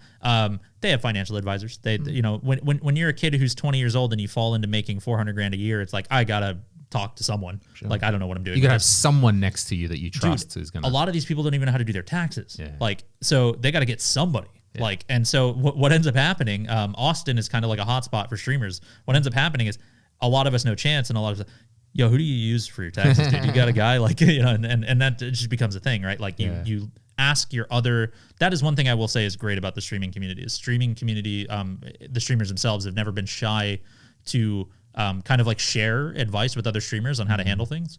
It's not like Chance could have been a total dick. He could have been like, I figured out how to stream. You guys figure it out. But no, he was like very open about, okay, I figured out how to do this thing. Here's how you do it. He did like videos on how to set it up and stuff. Like, that's awesome. Like, and I'm glad that exists, but I don't think we're there yet. Like from a streaming platform, from a team and organizational perspective, like Method, Cloud9, all these other massive orgs. Yeah, we're there. We're at the point where it's kind of getting down to that. We constantly say, and I've said for 15 years now, no one's going to take esports seriously unless you start doing things like that. Right. Unless you start getting personal trainers, you start getting dietitians, you start getting physiological help, you start getting like these people to make sure that, okay, because at the end of the day, your job is a very sedentary job. You're sitting in your chair just playing games for 12 hours a day. You got to get up. You got to move. You got to take care of yourself. The other 12 hours that you're not on there, you got to be sleeping right. You got to be doing this stuff, you know. So we understand the value of it. But the funny thing is, like, esports is there's the joke, esports is a bubble like Bitcoin kind of thing, or cryptocurrency. There's a lot of money in esports. And just in the last 5 years, it's gotten rampantly excessive. And you would think that with the amount of numbers you hear thrown around in esports, that would be where we're at. You know, we have all these trainers, we have all that. Nah, it's super just grassrootsy still. We're like, we're not. I wouldn't, it doesn't completely surprise me. Just knowing what I know. And some of the ways that you describe your performers to act also don't completely surprise me as well. Like Chance or whoever also turning down like large amounts of money. You're like, dude, that's a lot. It's something that, I mean, again, not like, oh, there's a lot of money in Estonia, but it's certainly something we've had to deal with. Like, dude, just go do I heard you talk to Sten about like, for example, games night, and Sprite's like, yo, can you wear the shirts? And my number one rule, and I want this note, my number one rule in anything is no free promo. Unless I'm getting cut in on something. Sure. And it has to be like, what I will say, what's really cool about the volume of brands that represent or are representable in esports is that you really can be picky and choosy. You really can say, like, shout out to Corsair, for example. I use Corsair products, and I used them before I was sponsored by them. So there's no qualm in my mind of representing their brand because I use them and I genuinely enjoy their product. For example, let's say, and I can't talk about it because of my own organizational stuff, but there's an energy drink that I really love, and I use it every day. And I'm pretty sure most people can guess what it is. There's really only like 2 big players, right? But most people can guess what it is. And I love their brand. I love what they represent. I love how they market themselves. I love that their whole core mission is like not half naked ladies using their product. It is the best of the best excelling at what they do. It's a great brand, representation. And if they approach me, which they did in the past, if they approached, us and they were like, hey, would you be willing in working together? Not even a second thought. I would be like, if you guys just want to give me free product, I'll put a fridge in the background and we can like work it out. And they've like, I'm friends with the team here in Estonia that represents the brand, and they hook me up all the time. Just as a friendly thing. No obligation. I don't have to post their brand on my social media or anything. Just as, hey man, you've done a lot for us in the past. You've done events with us. We just want to look out for you. That's a really cool thing. And for me, I love the fact that I'm in a position, and most people in esports are in a position where you can say, I want to represent this thing, not because it's the biggest paycheck, but because I truly like their product. Like, and that's how Chance has lived his life every day, is like, it's not so much about the money. It's about, I'm more than happy to endorse a product that I'm going to use organically anyways. And that's like a big, like, scary thing about influencing is like, did you watch that show Magic for Humans on Netflix? No, I did not. Oh man, it's amazing. You got to watch it. It's like comedy magic. But he did a thing about influencers, a really short skit about influencers, where he said, can you influence like influencers subconsciously? And he did. He showed that it's absolutely possible. What scares me about influence is like, that there still is, while we have the benefit of being able to say, I want to take a sponsor because I organically use their product, there is a much larger number of people who say, oh, this is a good check. Yeah, sure. And sometimes you're peddling and pushing shitty products to people that are impressionable and influenceable that are bad. Like, let's look at the diet pills in the early 2000s and stuff. Okay. Those were killing people. And you had people going on television going like, this is the best thing ever. Nutrislim, man, use it. Like, that's such a shitty thing, man. But and what if they're not at least then? Let's go. Let's say an endorsement isn't life-threatening at least. Sure. Let's just say you're taking a check. I would still say it's bad because, like, especially where gaming is, and this is me maybe being a little more empathetic, a little more like personal than just like a brand, is like, I, again, started in esports before esports were cool. I remember having to justify to my parents why I wanted to play video games. I remember sneaking up at 1 a.m. after they went to bed. My mom would unplug the Ethernet cable from the computer in the wall, and she would hide it. And then when she figured out that I got around that, she took the power cable. So I stole both an Ethernet cable and a power cable from my school, and I would keep them in my backpack, and she never found them. And I used to sneak up at 1 a.m. when they were asleep, and I would play video. I remember this stuff. Yeah. And I know that now, with how much the internet's grown just in the last 15 years, and just seeing, like, a good example is a 16-year-old won $3 million playing Fortnite. Like, there's so many young people out there that, like, I wouldn't want to endorse a shitty product that they might spend their money on because they might not have much to begin with. They might not, they're already having trouble justifying to their parents why they want to do this thing or why they're so passionate about it. And like, what happens if I'm peddling like some shitty company that I know to be shitty, but they're paying me enough to peddle it, and this kid buys it and it breaks and his parents are like, okay, no more. Yeah, sure, that might happen to like 2 kids, but like me mentally, having been in that position, I think about that a lot. I think about that so much. I'm like, I don't ever want to put someone in a position where they trusted me and I betrayed that trust somehow. Like, and I think that's a very virtuous, very like altruistic thing, sure. But like, there is that large part of me that remembers what it was like to be a kid and fighting for that. And like, I would just hate to think like, I've even gotten some, and some of my friends get some, oh, you pushed this product and I bought it and it broke on my kid in a week. Well, it's your fault. Like, and you feel bad because sometimes even the brands that you love, like, shit's gonna break. Shit goes wrong, right? Okay. So like, some kid goes into cardiac arrest drinking his first energy drink. You know what I mean? I had no idea. Like, so there is still that fear for me of like just taking something because it's a check. Yeah, okay. Yeah, but I do remember also what it's like to not make any money and to get a brand offer and say,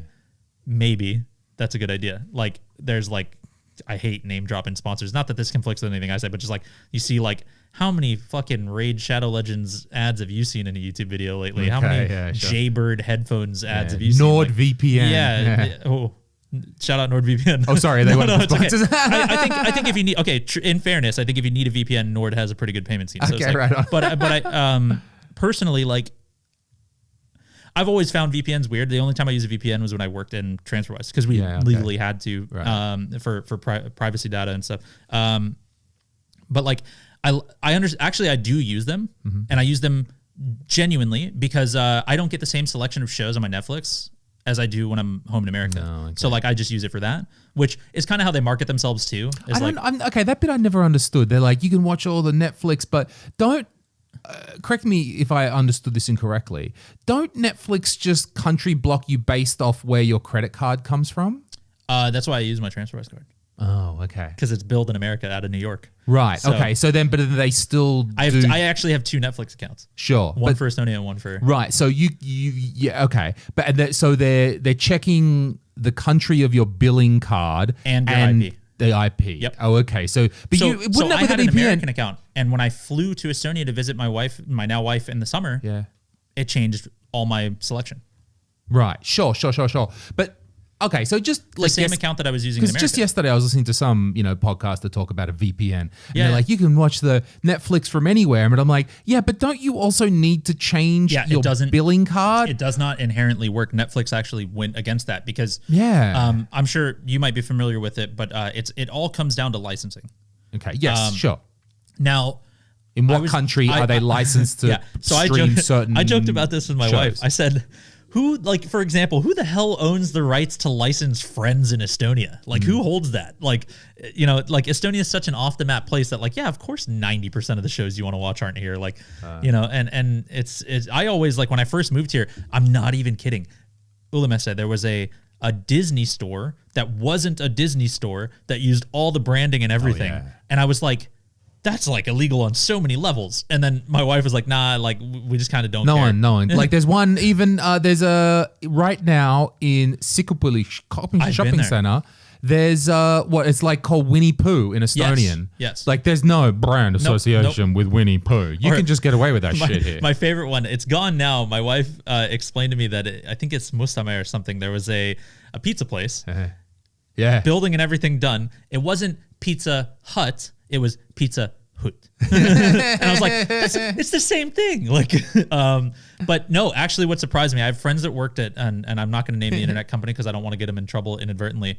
I play World of Warcraft to such an extent where I play on private servers, which is an infringement of intellectual property rights, where people basically have stripped the game and they have now started hosting their own version of it with maybe some modifiers in it or whatever, or to like simulate an older version of the game. So World of Warcraft, which I have the shirt on underneath, they launched the classic version, which the classic version is the version that was appeared 15 years ago. And they brought it all the way back to that. And meanwhile, there still is the instance of the main game that is progressing and still going. But that classic version came from a community demand because people were playing it on private servers, right? So that's like really interesting. But how do you even then? Okay, how do you? How do they even getting the? Are they just? How are they getting this private server software in the first place? They're stripping. You can literally just strip all the source code. You can just strip the data, and you can host like a staging environment, basically. And then you just need a server host to allow. Where are you other getting people the strip? What do you mean strip the source code? You just buy the original one, and then you can literally rip the entire thing and host it on your own server. Right. So wait. But if you buy WoW, so I'm familiar with the idea that I could buy some software and it could potentially be either decompiled. Yes. So I could get back to some level of source code, or I could be sticking in the middle, or I could have something in the middle between the client server and be reading the back and forths and learn the communication protocol. In the MMO, yeah. So in WoW, it's constantly, in order to access the game, it's constantly pinging back and forth server-side communication in your computer. Yeah. What happens if I cut that and then I do it to like your server?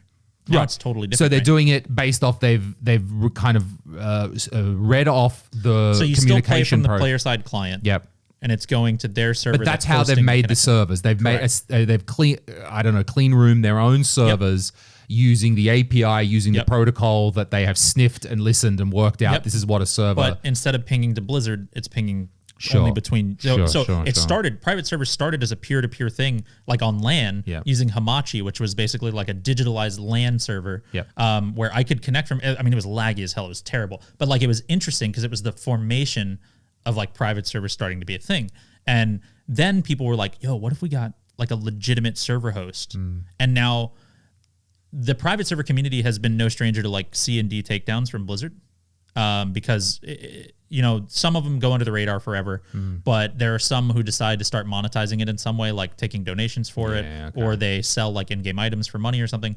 And then Blizzard's like, okay, we have to get involved because now you're monetizing our IP. Okay, before the monetization though, if I just sniff off the communications protocol and I haven't actually hacked in to Blizzard, haven't stolen their source, I have just completely clean roomed it. And you're basically running like an offline version for yourself. Right. Kind of. What Still technically illegal. Legalities are they pulling in with that? Like, I'm not entirely sure, but I know that I've had at length discussions on this with people in Blizzard themselves, and they said that like you basically in the EULA you completely agreed to not ever do anything like that. So by downloading the game and even touching it, you've already agreed that you are like you've made a contractual agreement that you're not going to do that stuff. So I mean it's kind of like. It's gonna. How many people read the EULA on their iPhones? You know, I mean, South Park did a whole thing about it, right? Like, but where I was going with it is, they started doing private servers, and they brought this back because of the demand.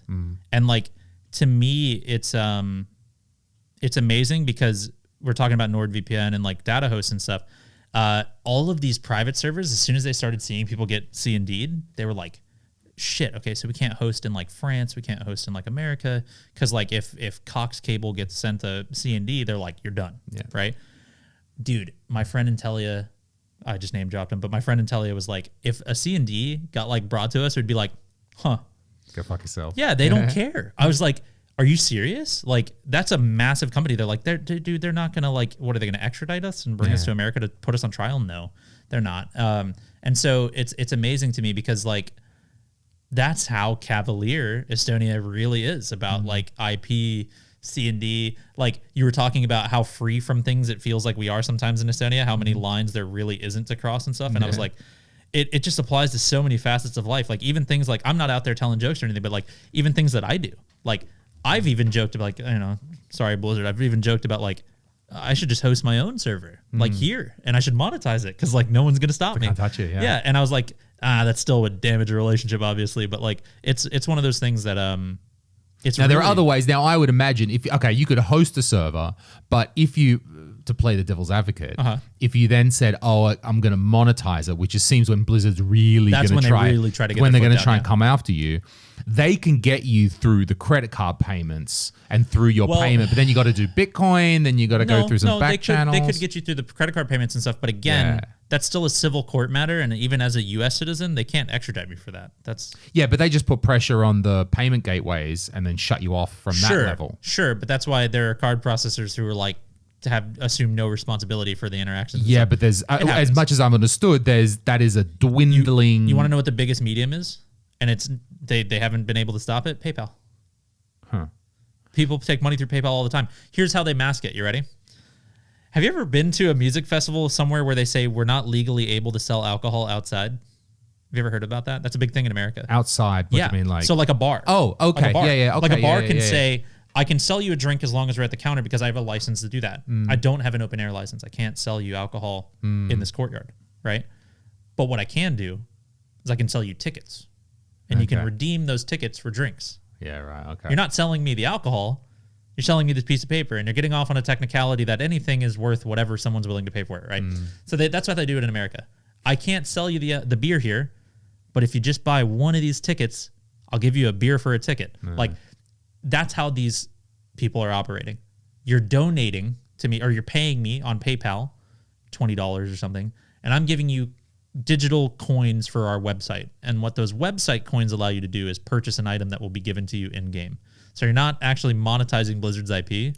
You are selling them this digital currency that only holds value on your website is how you justify it. I'm honestly surprised though that the credit card, the companies and the powers that be behind these payment gateways, Yep. like they're not ones to be stopped by a technicality. Like Well- if they don't want, like, because the only thing I'm comparing it to here is what I've been listening and reading is the way that the the payment gateway industry, I don't know, let's call it, I'm not sure Yeah. at this level of, has manipulated payment processing industry has manipulated the porn industry. Oh, and the way that right that Big player, Xsola, working with a bunch of people. Yeah, that was a big one. that if they, my point with that was that like it seems to be if they really want to, which with porn they really want to stop it. Oh, they stop you. They can. But maybe porn's got different laws around it. It was the same thing when they started talking about net neutrality in America. I think at the end of the day, so payment processing licensing is, I won't say easy to obtain because it is not, but it is not exactly rocket science for a small credit union or something to obtain. Like you can take away the endemics, but at some point people will rise up to meet demand, right? Sure. So I might say, well, I have payment processing license. I could actually start like filing for it and stuff and say, well, I can run a card processing thing and I don't want to stop porn. But someone's going to get you right. That's my point, though, is like, as a platform, you can make an agreement to say, we don't want to do this. I mean, even when I worked at TransferWise, for example, we cannot work with adult content, right? Seems like a pretty standard thing for a lot of banks and stuff like that. But also, sure, like, let's say PayPal was taking all of Pornhub's payments, like, just as an example. And then PayPal's like, you know what? Shit. Didn't they just do that? Huh? Didn't PayPal just turn off Pornhub? Yeah. Right. So that's why I use it. Okay, yeah. So not that I'm a Christian man. I don't watch anything like that. No. The thing is you can stop it, but someone's going to just immediately swoop in because they realize the business opportunity. Like porn is a massive industry, dude. Like PayPal is in a position where they can say, oh, we don't need the porn industry to make our money. And yeah, we ethically disagree with it or whatever it might be. We're going to shove it off to the side. But it didn't take very long for Pornhub to find another card processor that was willing to take payments. Okay, that bit I didn't know. So yeah, it did not take very long. I mean, Pornhub is still activating Pornhub Premium. They're still working with a new payment processor. They're still taking new forms of payment.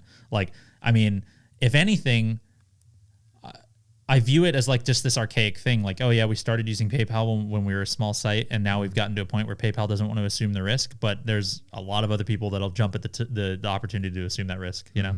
And so it is what it is, but at the same time, again, I really think that where there is demand, there will always be someone to rise up and meet the occasion usually. So the same holds true for esports. I mean, we've seen like some super dumb fads get like catered to by a company that is now no longer existent probably, but like gaming glasses and stuff, like it blocks out UV light to your eyes. And then it was like, oh shit, someone made a program that does it. You don't even need the glasses anymore. Like, you know, there's some dumb things like that, right? But there was a demand. Some pros wore it while they played games and people were like, oh, if these guys do it, it must be like a good thing. And, you know, they bankrolled millions and then they're like, oh, okay, the demand's not there anymore. All right, cool. And now they moved on to selling other products that are in demand. It's always going to be like that. I think where there's a will, there's a way, I guess is the thing again. So I think with the private servers and stuff like that, again, I might not, and it does largely function like this too. Like let's say PayPal just decided, okay, they're taking a hard stance against anything like this, which they haven't yet. They say, we're taking a hard stance against anything like this. You no longer can use PayPal for this platform. It is commonplace to like just sign up for a new platform and kind of disguise what you're doing and hope you don't get caught. You know what I mean? Yeah, sure. Just like it happened when I worked at TransferWise, it was the same thing. Like this guy's like, I'm definitely not selling drugs. And then I like find his website and yeah, sure. You're not selling drugs. You're just selling paraphernalia and you're selling like, you know, drug accessories and stuff, but like still under licensing, I can't do that. You know, and so it sucks, but at the same time, I think he just found another one that was like, okay. And then, you know, we've actually found it too. Like you get someone who does that and you turn them down, you say, sorry, we can't do an account for you. And they come back and they like have learned now to lie better about what it is they do. And then they, you know, it's a constant thing. So, you know, I mean, it's like what is it, 99 no's and one yes, still a yes. So like, you know, you just keep shooting your shot, I guess, and hope that, you know, one of these payment platforms picks you up and is like, yeah, okay. You know, and it happens a lot. So yeah, like they might take a hard stance, but like truthfully, and this is, I joke about this all the time, even with my friends at Blizzard, like how much of your guys' time is it really worth going after these guys making 50,000 a year or something off your IP, right? Like you got a lawyer that you're paying more hourly than you're going to get back by the time you even get it done, like, you know, and what are you going to do? You're going to bring this guy from Poland all the way to Irvine, California and hold him trial? No, it's not going to happen, right? Like you can, it's all scare tactics. That's what it comes down to. It's just like, same thing. I got contract trapped in an esports org when I was 15. I didn't know I could just get up and walk away from it and they couldn't do anything to me. I was terrified. I was like, but my name's on a piece of paper and like all this stuff. No, man, like Blizzard can be like, hey, we're coming after you. And like, okay, until you show up at my doorstep, I'm not going to hold that as a credible threat. Like, I'm over here in Estonia. Yeah. Like, you guys don't even know where this is. You guys think this is in New York. That's a real joke, by the way. My friend, I literally, oh yeah, man, I'm heading out. I'm moving to Estonia. Oh yeah, that's like in upstate New York, isn't it? That's Astoria, yeah, sure. But it's so... So what happened when you were 15? What was that? What's the sort of brief summary of that situation that you got? So graduated and realized very early on I was super good at the game. And I just kept putting hours... At World of Warcraft. Yeah. Putting hours and hours and hours into it. And it was like to the point where... When I say putting hours into it, I mean like people always make jokes of like, I'm the best roommate. You won't even know I'm there. Like that was what it was like. I was in my room. If my mom at the time, we had a bad relationship at the time and for many years after, but like if she didn't make dinner and I didn't sneak out of my room to grab some, I'd probably be dead. Like I would have forgotten to eat. Like it was that bad. It was all consuming. And you know, naturally builds kind of this resentment in your parents where they think like, it was weird too, because my mom, comparatively, and my parents was always like the more free-spirited one. The more like, she used to tell me things when I was growing up as a teenager, like even if you end up as like a garbage man, be the best one, you know? And I was like, oh yeah, like I have a mom that's like gonna super support like whatever I do. But she just didn't understand gaming. Like she still did have the feelings like those people online aren't your friends, and if you met them, they'd murder you. Like that's how my mom viewed the internet at the time. And so, yeah, like a lot of disagreements on that. And then there was a tournament and I went against her will and we won. And while I was gone, she reported me missing. She was like, oh yeah, you ran away from home. It was like really bad. And I came back and I gave her money. I was like, hey, I won a tournament. You should check this out.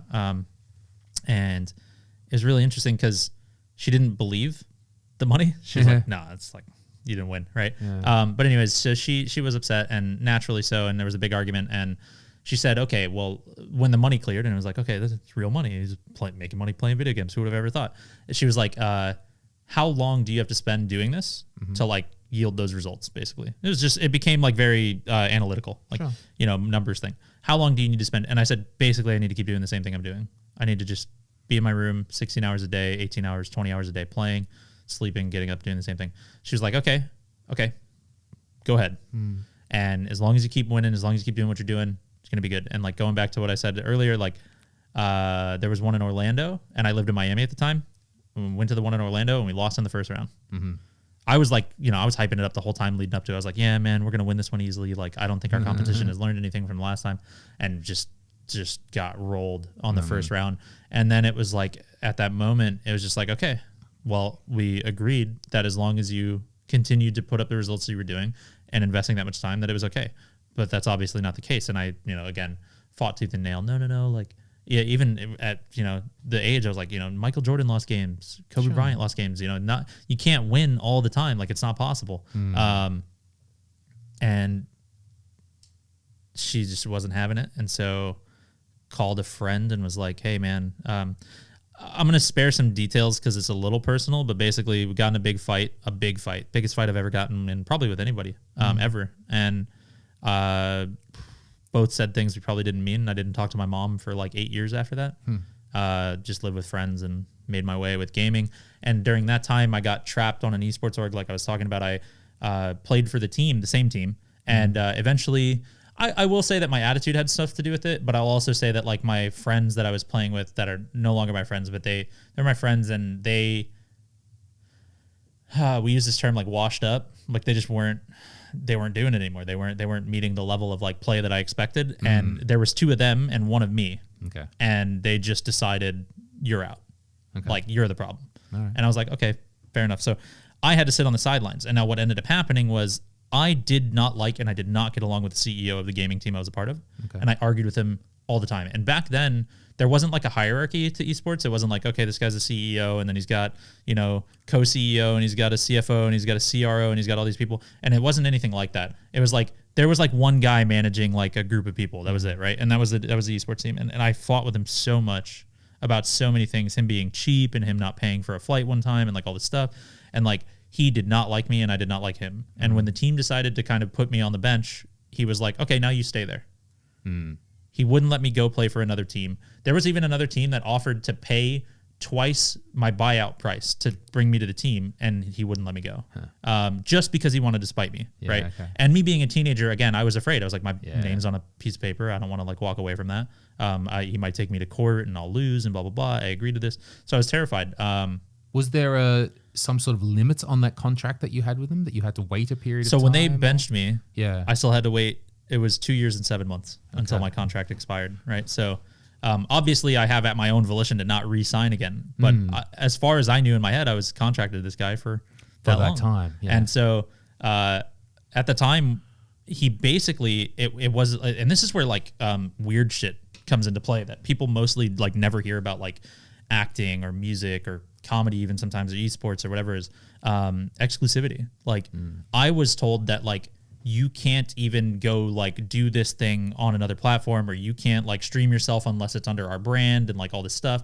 And so it was like, but I don't want to. You're missing the point. I don't want to do it anymore. And so my solution was just like to not do it and play off stream and not tell anybody what I was doing, basically. Sure. And play away from everyone else and play with different teammates and just help them. The sad part was that I was playing with teams and they were qualifying for tournaments and I couldn't go. So we always had to have a fourth member. And they had to play the same class and they had to play as good as I did. I would help them secure the qualifying spots. And then I'd be like, all right, guys, have fun, and that sucks. So it's this very, the extremely early days. Yeah. Not only are you young, talk about Wild West. This is the wildest of the Wild Wests. Yeah. And I think that what you just described is what many people still might think about esports, e-gaming, esports is. Absolutely. Oh, it's some dodgy guy who's just trying to rip you off and shit. Sad to say, it still does absolutely happen. Okay, that's still there. Happens, But at least we've got some teams like yours that are, large competitions that have been professionally run. Method has like made mistakes, but like any team has. And it was like the mistakes that we've made, like when I was outside of Method and I heard about some of them, I was like, oh man, that's a big fuck up. And then like I joined and I kind of learned the inner mechanisms of like what happened with that relationship. How did this happen? And I'm like, it was really easy to like, I think we largely always campaign against the accuser, like mentally, inherently. Yeah, sure. And then you kind of like learn more and you're like, oh, okay, it wasn't actually that bad. I guess also when you're on the inside, and then, I will say that as a manager as well, when you learn what everything costs, what the value of risk is. Yeah. So my favorite thing in like any contract ever, and I've learned to just like love this term, is non-disparagement. What does that mean? It means that like I can't talk shit about a company that I'm contracted to for a period of working for them or after them. Okay. And surprisingly, if I was ever to point out where most breaches of contract come in esports, it's absolutely that. It's absolutely like. Is that enforceable? Like, how do you enforce what? You agree? Well, tone of language it becomes like a defamatory thing, right? If you're saying like, imagine if I had signed to that esports org and I agreed to that, and then my next move is to like go on Twitter and just like fuck these people, like blah blah blah, like, which is kind of like what happened to Method at the time. And then I realized that like the situation, again, knowing the mechanics of it, I was like, well, this guy was young, first off, and he was probably heated, and he probably just tweeted out some shit. And then I realized like it was not as bad of a situation as I thought, because when I first heard about it, having gone through it myself, I was like, that's fucked up, dude. Like, you can't just do this shit to people. You can't put them in a contract and trap them there and stuff. Then I learned about it, and I was like, he was never trapped, and like it wasn't that big of a deal. But it was like immediately blown to that perspective on Twitter. And so I learned about it, and there was some unfortunate mishandlings on both ends, and conversations escalated. People got mad, stuff like that. And mistakes happen. At the end of the day, Method is a massive business. Like, we're amazing at what we do, and I stand by that till I die. I will die on that hill for sure. But we're still human, and we're still a really small team, like internally. So I would say like most teams have a ratio of like per player there's probably like 6 to 7 players per one staff member. Okay. Yeah. Method is, since we're a WoW guild and WoW guilds are massive, our ratio is more like 15 to 1. Okay. So it's it's a dynamic difference, right? And so for us though, luckily, 20 people function as the same way a team of like 5 people would in most other esports. Okay, you can manage a larger group. So yeah. What we've done is now the officers in the guild take like a leadership responsibility. They're basically like the team leads in a company, and then the team leads report to the team manager, and then the team manager reports to upper management, like CEO, CRO, CFO, general manager, stuff like that. Sure. Okay. I mean, that's there's a lot of interesting things in that. I mean, in many ways, actually, that mimics the structure that we have found with Comedy Estonia. Yeah. Because we have a large group of comedians. Yeah. Okay, for us, they're not all under contract; they're not getting paid, but they're all there working in the guild, in the group, working for their thing. And we can't have a manager 1 to 6 or something with them, but we've got this group that we call the core or the main guys who are professional, got their hour together, who are maybe living from it potentially. And they show leadership to the younger comedians as well as the proper management as well, where they're, in the trenches as well. But it's very much, we have there's a level in the middle that they show that leadership down to them as well. And that's how we're able to look after such a large... Yeah, you brought up a point in your podcast with Sten as well, where you talked about how kind of one of your missions with Comedy Estonia was to give representation to people who might not otherwise get it. Sure. That's an amazing thing. Like, and I want to really commend you guys on that, because I have seen that. And it personally resonates with me as someone who works in like any sort of management with influencers or talent is, truthfully, these people deserve management. They do, especially if you see them to be capable of holding their own and they just need a little help. But at the end of the day, I feel like sometimes there is people who need management because they just don't know what the fuck they're doing on their own. And you're just like, please let me help you so you don't fuck this up. Like, that's a big thing too. And like, hearing you talk about that with Sten was really cool to me, because it's kind of what I strive to want to do as well. I want to find these people who I know that if they just had a little more executive direction in their life, or just a little more help on maybe this thing or that thing, or just a little more information on where to do it, like they'd be able to succeed. And like that, that was like one of the things in that podcast that really stuck out to me when you talked about it. And I think Method is very similar in that sense, where we have signed people who have literally been never heard of, and they've gone on to be just like massive stars on Twitch, or they become like one of the best players in the game. And I will say that Sasha and Scott are founders of like, the coolest thing for me is like, I view this very like empathetically with Comedy Estonia as well, or like I relate to it so heavily, is who better to lead a group of comedians and manage them than a comedian, right? And it's like, Method was the same thing. Method was founded, the owner, the CEO, both of them were the core players in the guild when it first started. They didn't know business. They didn't know how to start a brand. They didn't know anything. And it's grown into what it's grown into. It was a group founded for the players by the players, and it became the brand that it is. And how did it work for those? Oh, that's very interesting then, that the founders were very well established players. Scott are like, I'll call him the face of our company. Sasha was a player actively. He was one of the top end raiders in the guild and one of the best players in WoW. He's set like multiple world records in multiple games. He's like the behind the scenes. He's German. He's like behind the scenes, super quiet, business oriented guy now. And God bless him. I love that guy. And Sko, same thing. Love him. But he is like, again, I was telling you, he's super jacked, takes care of himself. He's the face of the company. He's like this. Yeah. If you were to point at anybody and be like, he's doing gaming right, like just look at this guy. Like that would be the picture. So is he still playing actively in? Okay. Yeah, he's still a world first top raider. Yeah. See, this is very interesting, that how, and it's something that I've struggled with over the years, is how to balance being the CEO, but then also one of the talents as well, and the effort that you need to put into both of them. That's the hardest thing for me about working in Method. And I can talk about this publicly. It's no stranger to them. I've talked about it very openly to friends, to family, to them themselves.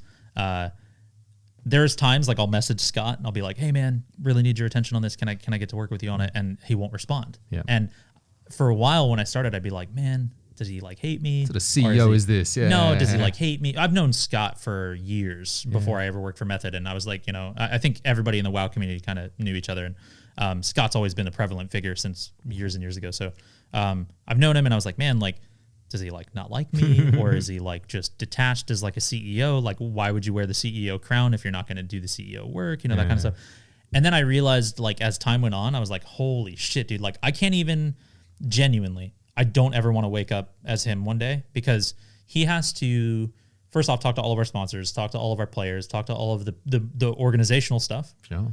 Then he has a full-time relationship. Mm-hmm. He's always in the gym taking care of himself.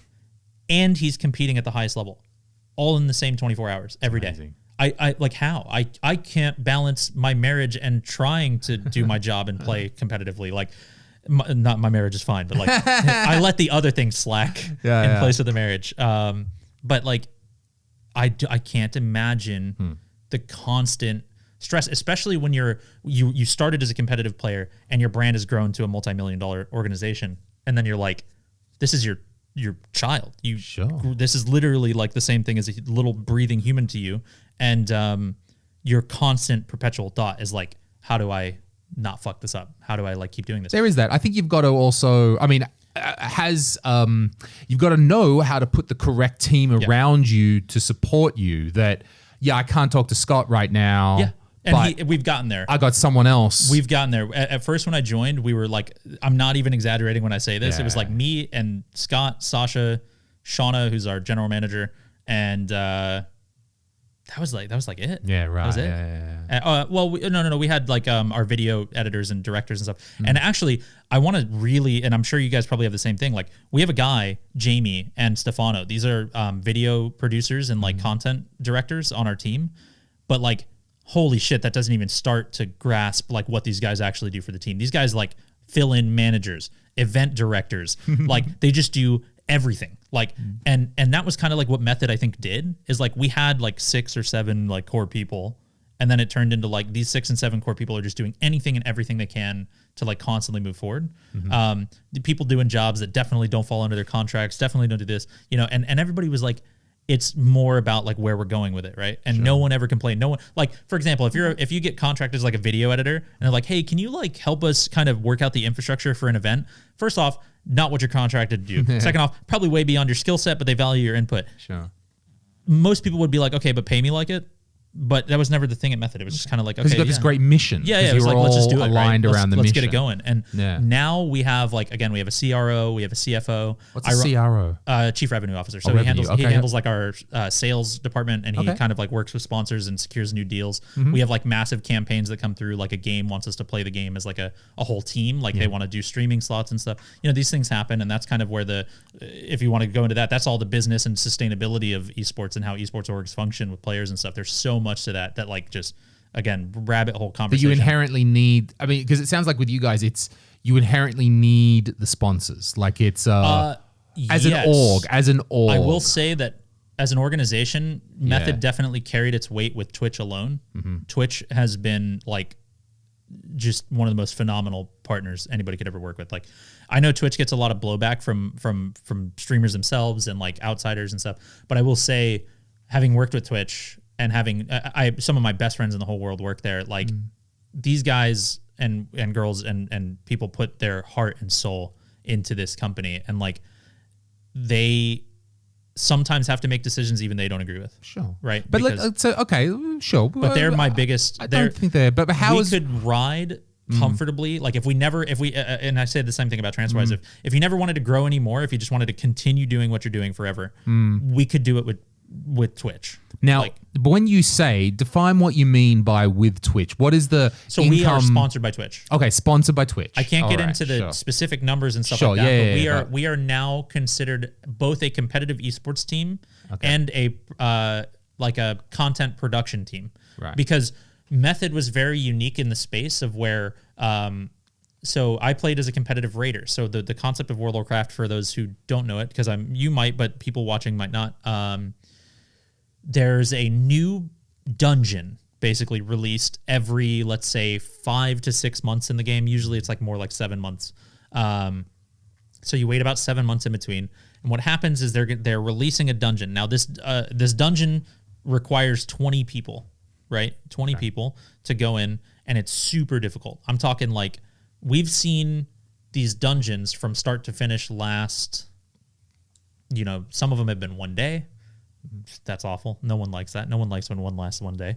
And then we've seen them last for a month. It's sort of, I mean, in layman's terms, until a team can go in and beat the game. Beat the game, yeah. Beat that new level, beat that, So this was always done Yep. since WoW came out 15 years ago, before streaming was a thing, before YouTube was a big thing.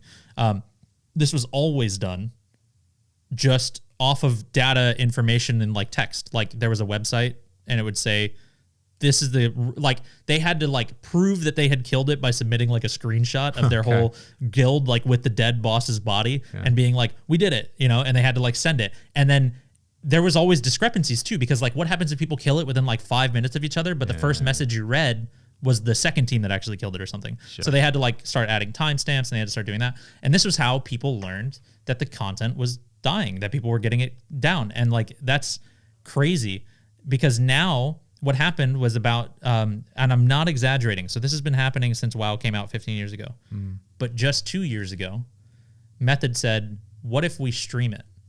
Okay. Right? And the way that there was always the possibility of streaming it, but guilds never wanted to stream it because you're giving away all your strategies and people can just watch you and emulate what you're doing and potentially beat it before you, right? Okay.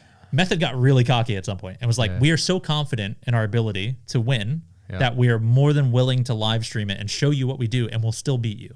Like, which is, I always joked that it's like the equivalent of Derek Jeter stepping to home plate and pointing at the grandstands like he's going to hit a home run. Like, you don't know, right? But you're hoping. Like, and so that's what Method did. They took a massive gamble, like, because it would have been a big hit to their credibility if they streamed that first one and lost. Yeah, okay. But they didn't. And then they did it again. And they didn't lose again. And they did it again. And they didn't lose again, right?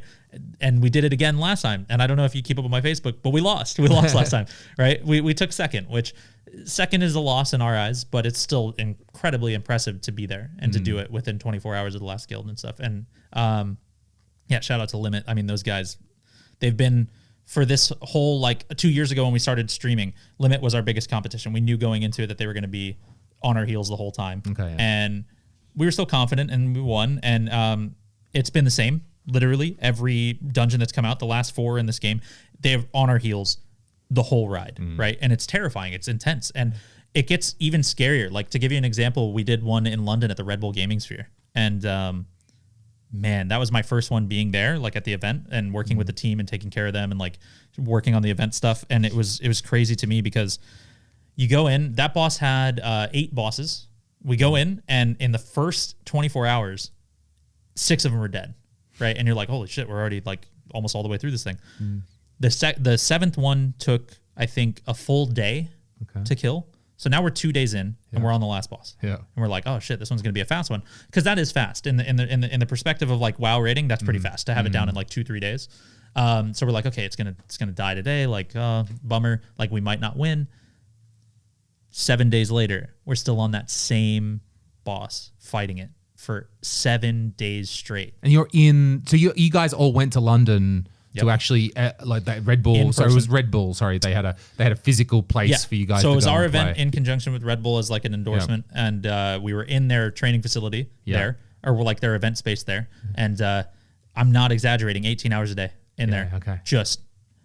And I'm not, it's like the definition of insanity, man. You're just doing this fight over and over and over and over and over and hoping it sticks. Like that's what it was for 7 days. And like, it was insane. It's so insane to watch because, now imagine that. Imagine as a raider, as somebody who's done that myself, to say it is the definition of insanity to do it 1,000 times and just hope it sticks once. But now imagine that during that, there was literally hundreds of thousands of people watching that every day, 24 hours a day. Okay. That's like, that was the business move of the century, in my opinion, in esports, because what it did is it showed like, you don't have to be, and this is no discredit to them, but like ESL hosts all the Counter-Strike tournaments. They do LAN Counter-Strike tournaments, big events, big physical events and stuff. And they stream them. And they're what we call TOs, tournament organizers. And they handle like all this stuff. And historically, these companies have never been sponsored or contracted with Twitch. They might have exclusivity contracts with Twitch, but they're not like endorsed by Twitch or anything, you know? We were and still are sponsored by Twitch as a team, as like an esports competitive team. And then we showed them, by the way, we can also do this thing. So for example, the Fortnite World Cup, I think everybody would probably unanimously agree Fortnite's probably the most like publicly exposed game in existence. Like everyone knows the name Fortnite. Okay, They've all heard it. yeah. They've all seen the dances. You might not know the players or the game, but you've definitely heard the name. You've definitely heard it on the news. Sure. Fortnite World Cup happened, and that 16-year-old won. Our event happened at the same time. It was during that same week into the weekend. And across that week and into the weekend, Method generated more viewed minutes accumulatively than the Fortnite World Cup did its entire run. And so that's the thing is like, yes, the Fortnite event did peak at like 1 million something viewers on Twitch, I think, but it was for like 6 hours. Okay. What happens if you have 140,000 viewers for 24 hours a day? I mean, that's a lot more marketable than like, yeah, we're going to have like a 6-hour event for 3 days. Sure. It's a lot more. It's like broadcast television at that point. Like Right. we can put your sponsor name 24 hours a day in front of 100,000 eyes. Many more minutes. Yeah. Yeah. So that's the thing is like Method made like I said, Scott and Sasha at some point their brain turned on and they were like, you know what, we're so confident and it's a business risk we're willing to take, and it just happened to be like the best pivot they've ever made. And that's where I truly fell in love with Method. I was like, these are guys that played the game, they understand the game at a fundamental level. I'm a lifelong WoW player, and this is like the best home I could have ended up in for me because like Method has proven to me over the last 2 years of working for them that they will double, triple, quadruple, quintuple down on WoW, even if it's not a moneymaker. Like they just love this game, right? Now, that being said, looking at what we've done in terms of viewership and the sponsorship opportunities it brings and the viewed minutes and everything, like the power of $1 in WoW goes, I think, further than any esport in existence. Like, okay, but how many people you can reach and absolutely get into your audience. Absolutely. Okay. And you know what's crazy? Outside of like our own sponsors as Method, there really isn't that many people approaching it. Like we've definitely sent out the signal, hey, you guys want to get in touch with us? Let us know. And sometimes still. The companies still don't get it? Is that what you mean? Or that they're definitely the sponsors are not? They're definitely not there yet. They haven't caught up with it yet.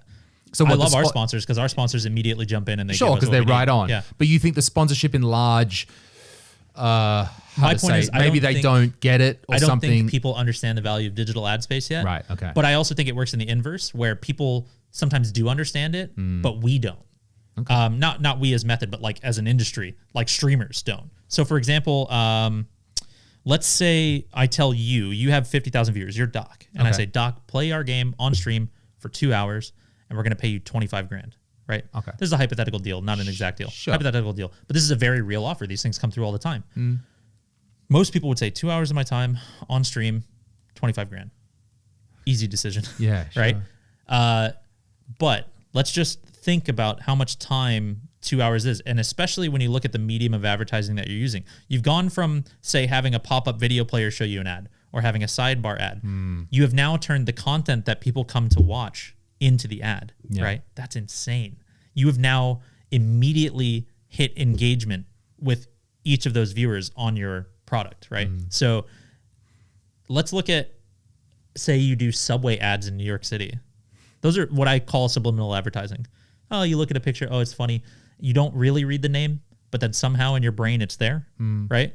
People pay more money a month to have Subway ads in New York City than they do to pay Dr. Disrespect, immediately engage people and have their name right in your face for 2 hours. And that's just, it could be on screen, or are you talking about, I have a game that I'd like you to play? That happens. Or I want a logo on the screen. Logo on the screen happens sometimes, but the logo on the screen, once again, like logo on the screen might be, hey, we're going to do this tertiary like passive deal and we're going to pay you $5 grand for a month to just like put our brand and your rotating advertising reel on your stream. Basically, it's a normal thing, by the way. People have like this GIF rotation of like brands and stuff. We have one in Method we're obligated to with our sponsors as well. And they say, oh, we'll pay you $5 grand. People are like, all I got to do is like put your thing on my screen for $5 grand a month. Dude, that is, and I can't stress this enough, pennies. Yeah. Compared to what the advertising, like global advertising industry is. Like, I think that we just look at it as like 25 grand, 2 hours. That's insane. Yeah. And then you think about how much screen time and how much FaceTime 2 hours really is. Minutes. You put a bit like the minutes of viewing time is what counts. How many minutes of eyeballs? That is a massive metric on Twitch. Yeah. Is how many viewership hours, minutes you get over a month is like a massive metric used by most. Okay. So you're incentivized to play for a long time. Correct. So then you can show your sponsors, I've got so many more minutes. So not only that, but we even take it above and beyond, because when we live cast these events. So imagine if you and I right now were like watching the team and we have a screen in between us and we can both see what the players are doing and we're casting the whole thing.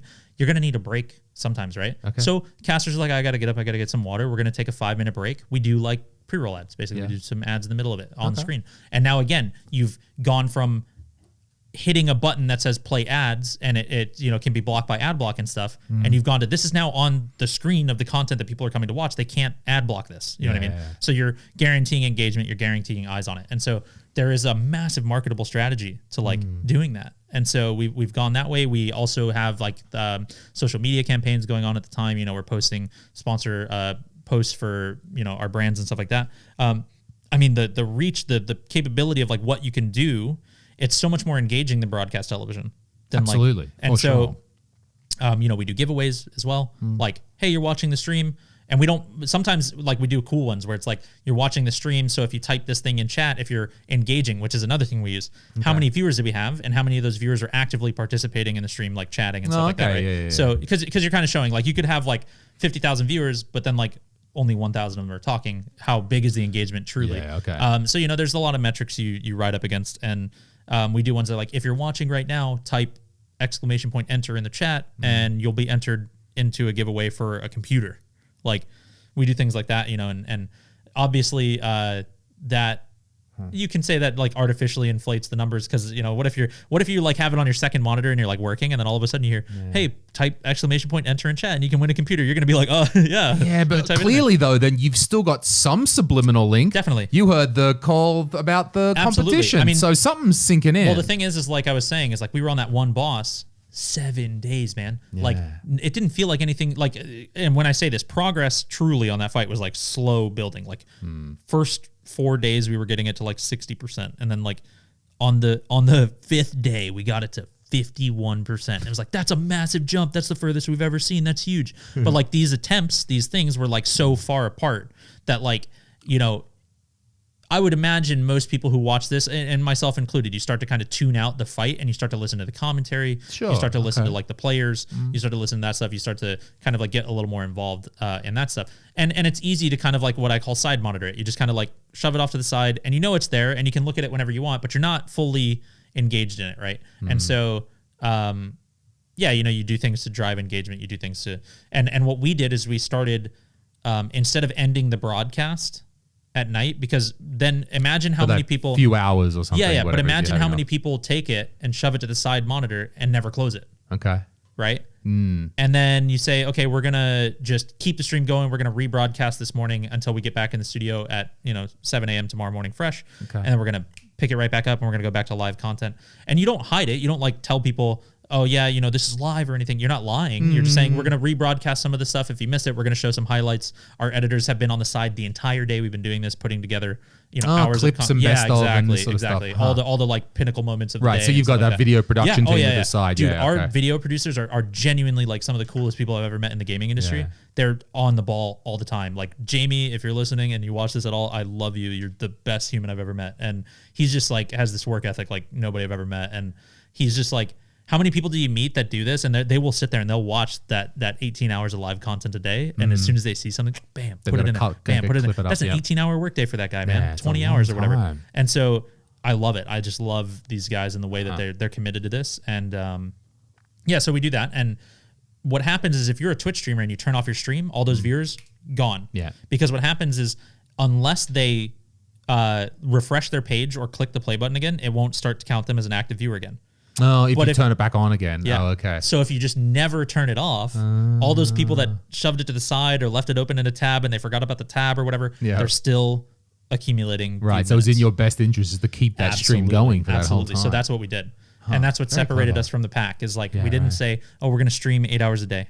We said, we're going to do this. Well, the first one they did do that way. The first one they said, we're only going to be live for like whatever time they're in the studio. Yeah. The second one, Sasha and Scott were like, They really what if we just don't turn it off? Yeah. And so they figured out a way to do it and worked with the broadcasting team. We had like an in-house production team with Red Bull as well. And I mean, man, it's like, this is we're crossing the line now of like being like a tournament or like a event based thing. And now it's becoming like, we're also like right now, if you go on your phone on Twitch, Method is live right now. We have a 24/7 live channel. Okay. With what? So it's sort of we have guest streamers coming in. Okay. We rebroadcast old raid tiers. Like we have like thousands of terabytes of footage, I think, like just put away, you know, and old VODs and like video on demand kind of stuff. And like it's just constantly live, and we have new content. I would say that like the window right now is like 12 hours a day of live new content and 12 hours of like rebroadcasted content. But we're working towards the concept of 24 hours a day, constantly new content, fresh exclusive content. Yeah. And we're the first team to ever do it. Right. And you've got is there some sort of schedule so people know when to tune in? So and I guess for you guys as well, like we hired broadcast directors. They help us sign up like players for the stream slots. They help us come up with content concepts. You know, I mean, it's like its own channel. Yeah. Its own... Yeah. It's like broadcast television. Yeah. And the long-term goal is we're going to be scheduling these things literally a month in advance. So we have like a TV guide kind of thing. Yeah. So you can say like, oh, on Wednesday at 7 p.m. every week, Roger Brown, who's like one of our guys in the guild, he's doing his podcast on the thing, and I want to watch that every Wednesday. Sure. Like, and it's going to be, and it's not just WoW gameplay. It's actually we have podcasts that talk about WoW. We have people play Path of Exile, World of Warcraft, other games. It's just new, innovative content, and it also gives a thing. Like I said, we signed some people who are smaller streamers, and they might get like, I'm not exaggerating, like they might get 5 viewers when they stream on their Twitch channel. Sure. Then we say stream on the Method channel. That's getting like 1,000, 1,500, 10,000, whatever it is at the time. Go stream on that channel. Plug your channel. Tell them where you stream. Tell them your name. Send them your way. Tell them to follow you. Do whatever you got to do. Get your name out there. Like, this is just an opportunity for them. Now, it does work on the inverse, where we have streamers that are much, much, much bigger than the Method channel. And to them, they view it as like why would I stream on that if I can stream on mine? You know, that's a battle we're fighting, you know, to figure out how do we make it beneficial for everyone. Sure. And it's just this was the reason when I joined and I started kind of seeing those cogwheels start to turn and I started seeing what Method wanted to do. I was like, this is going to set you guys apart from every other team, because every other team has historically sustained themselves and their business model was all about, and I'm not exaggerating, this is the business model of most esports teams, is we sign a bunch of players. Yeah. Some of them don't even pay them a salary. I'm not saying that, you know, it's common, but some teams don't pay a salary. But what they do say is, if you win a tournament under our brand, we take a cut of whatever you win. Okay. And so that most teams, I would say, most reputable teams pay a salary. Yeah, okay. It doesn't have to be much. Yeah. Like I'm not exaggerating, some players get paid $100 a month or something to play on a team. And then they agree that if they win, they give 25% of their prize earnings away. You know, imagine that. Imagine being like Booga, for example, the 16-year-old that won. Imagine if you were getting paid like $100 a month. That's not his situation, but you're getting paid $100 a month to be a part of a team. And then they're like, oh yeah, you just won $3 million, by the way. In your contract, it says 25% of that is ours. You'd be like, okay, so for the last 6 months, you guys paid me $600 and I'm about to cut you a check for, you know, what, $750,000? Like, imagine that, right? And this happens to people all the time. They make these agreements. Right. So that's kind of this maturing of your industry, which is still happening, now, that we're getting rid of I mean, slowly. Now, Method does and has had contracts like that, but we've always, like, I will tell you that, I can't give you specific numbers, but I will tell you that it is competitive with what someone would make it, like working at a startup is like customer service or something. Yeah. Okay. Yeah. Sure. 100%. You can absolutely sustain yourself in most places with the money that we pay as salary. Because WoW is a team game, right? Yeah. So inherently a team game. So when you enter a tournament, how is that? What's happening to that money that you win in the tournament? That's going to the team, or are there clauses in the contract that's saying that's being split on a certain ratio? Yeah. So I think with some of our teams, there's like a percentage that the team takes, and that's just to kind of. I will tell you this, and I think I can say this publicly, and I think it's like common knowledge in most esports teams that like, depending on the margins you operate. So I will say that I love WoW and I love Blizzard, but every time I've ever realized I was a professional WoW player, I was like, I should have been a pro in literally any other game, because WoW is like one of the lowest paying esports.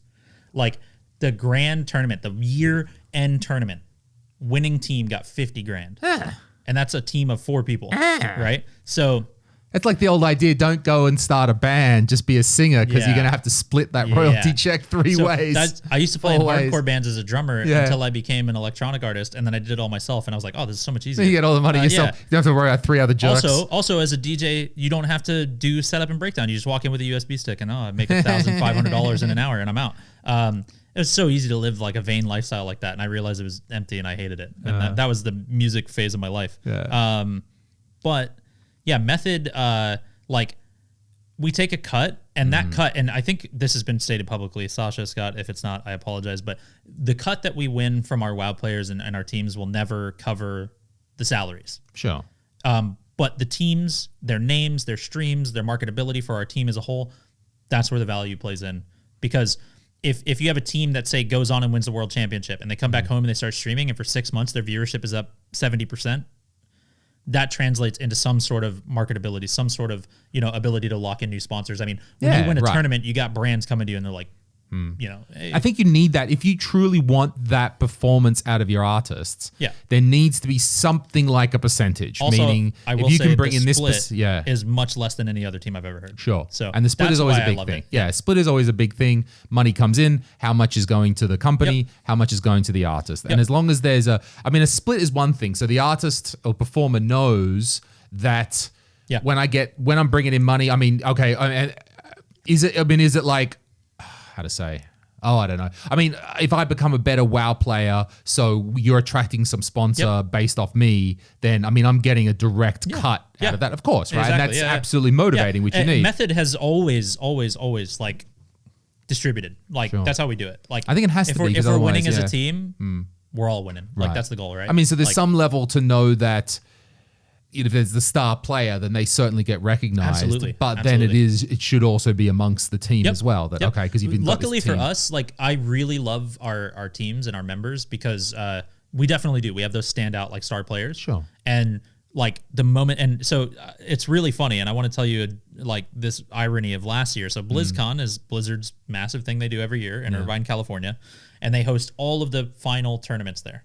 Now, in Blizzard rules, it states that you can only have 2 teams you can have 1 team per region, right? Okay. And so at the end, at the grand finals, it becomes a Europe versus North America clashing in the middle, right? And so we have teams for both pivot or like both facets of the competitive aspect of World of Warcraft, which there's MDI, which is like who can do dungeon the fastest, 5-man team, right? And then there's Arena, AWC, which is 3 versus 3, but a team of 4 people. You can have 1 sub player, a team of 4 people, and they go against each other just to play against each other, not playing against the environment or the game or the AI itself. They're playing against each other, whereas the other guys are playing against the environment and the game and trying to figure out how do I do it as fast as possible and win, right? Sure. Now, only 3 of our 4 teams qualified last year, and so the grand finals of the AWC, the PvP one, we won. So we got first place. We took the world title for that. And I think it's been the same for 2 years in a row now.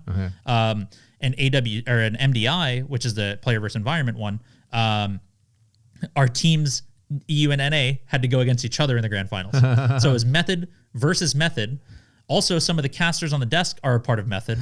Also, so like, there's like this big thing. So Method is like the dominant force in WoW, right? Sure. And so our teams played against each other, which leaves only one reality is we took first place in the AWC, and we're going to take first and second place in the other tournament, right? So that is kind of like Method in the WoW scene, right? And Method has these standout players. I mean, we have the best of the best when it comes to WoW. And there's millions of other talented players of WoW. And like we've seen Limit, again, rise to the occasion and beat us in the big raid, and they did it. And then they have an MDI team as well, and they're doing really well. I mean, they qualified for the World Championship. They have a seed in the World Championship now, and like, we're seeing these talents, but we have star players, and their first thing they always say when they get brought up to these interviews when they win is like, without these guys, you can't be a star player in WoW because you have to have 4 other people behind you. Right. So like, I love that about them. Is it with WoW, and because it's a team sport? So I mean, it's fascinating for me because this is an emerging industry, and so we've sort of charted this progress that there's these real small things, dodgy things, dodgy ways of doing them. It still happens, but now we've got some shiny examples of the ways that and. From the description you've had of Method, it was made by players. We're going to do some for players. We've got innovative ideas. We're building this up on our own. We're bringing business in, and we're growing this. Absolutely. And it's come from that level. And I mean, to me, at least to me, from my own experiences in the industry, it's pretty clear to see how that would grow. Yeah. How does that compare to? All right, 2 ways of comparing that. Other teams that have I don't want to say organically, I guess, organically in a way, being grown by players for players. The thing is, there isn't many teams that have. Right. And is that because because of the gap of knowledge between the player and the businessman? And you're very fortunate that you had some great players who were also great business people who were able to mash them together and make it, where usually those skills are quite mutually exclusive sometimes. No, I actually think it comes down to really one simple thing. What is money. Money. A lot of people saw, I could start a team. I can buy the best players. And I can turn this into a profit-making machine. Right. That was going to. So there's another sort of team, which is, let's say they're owned by a big company or something like that. Method never started with the concept of making money. It was just, so the problem is that, okay, there seems to be something fundamental in the idea that we build this team from the ground up. So we wholeheartedly own that grassroots thing. You know? Are there, to play the devil's advocate, are there teams that have come from, I don't know, they're owned by a professional sports team or they're owned by someone with a lot of money and who have still managed to make a good thing from it? Maybe they've got good people. Maybe they genuinely. I was going to say good thing. When you say good thing, what do you mean? Like, have they cultivated like a really cool community? Yeah, and, like, cool community. Yeah, absolutely. Shout out to Cloud9. Jack Etienne, owner. So they're a company that's got like big money behind them. Has always been an avid gamer. Yeah. And that's the thing. I won't take that away from him. But he was a businessman for sure. Like at its core, he was a businessman. But he has done not only incredible things for his team, but just for esports, like as an entirety. Sure. He has pushed the envelope forward for us so many times. And like you have to have people like him. You have to. Okay. Like, even when I worked at TransferWise, we do the whole, it's not a job, it's a revolution, it's about the mission. Someone has to wear a fucking suit somewhere, man. Like, someone's got to be an asshole, right? So, we had Jack. There is another team called the 100 Thieves, owned by Matthew Haig, who's he's Nadeshot. He started as one of the very first big names of Call of Duty ever. He's played that game since the day it came out, and I mean, he's just like, he's my age, I think a little older, and there's a joke about FPS games that like the older you get, you start to fall off. Yeah. That guy's never fallen off. He's going to be 45 years old, just destroying 16-year-olds in Call of Duty. And he founded a team. And the way his team started was super interesting. He realized that he wanted to start a clothing brand. Yeah. And it was going to be called 100 Thieves, which they do. They do clothes, and they're kind of like the supreme of gaming. Okay. They drop a line, gone. 5 minutes, just everything sold out. Every size, every product sold out. And they're just hammered that away. But they, I think it was like Rocket Mortgage, gave him the initial funding for the clothing company. And then he got a lot of interest from other players that were like, bro, like, why wouldn't you just like start your own thing, bro? You could build an empire. And he was like, yeah, maybe I could. And he talked to Rocket Mortgage and they gave him $100 million. And they were like, do your clothing thing, scale it up immediately, hire some people around you that are going to take care of it. And he built a team. 100 Thieves is like all the rage. Like they might, and I don't know all their behind the scenes stuff. I'm friends with a bunch of people in there, friends with a lot of players. From what I've heard, they're doing everything right. Like they are, if you could like, so there's like tiers in esports orgs. They're like tier S. They're like just on the fucking massive upper echelon of teams. Cloud9, 100 Thieves, CLG, TSM, like these teams are just on a what makes them level. In the upper tier? I will tell you, money. Right. Okay. Absolutely. Yeah, sure. They're like the way that we separate tiers, like A, S tier and stuff, is just like VC funding, backing, investments, and money in that it allows. So also what does the scope of like what you cover? Like with more money, naturally you can. Yeah. Right. What does the money? Well, what does the money mean then? Not just I got money in the bank, but what does money make you do more of? Risk. Okay. Risk. Like we as Method, we're not involved in Counter-Strike because Counter-Strike is an age-old esport, and like having a team in it is really expensive, and we're not even sure if it would like work. Right. Okay. So Cloud9, on the other hand, TSM, 100 Thieves could be like, yeah, fuck it, we can throw 10 million at this and just see if it works. And like they don't care. Yeah. Like if it fails, shit, that was a bad business decision.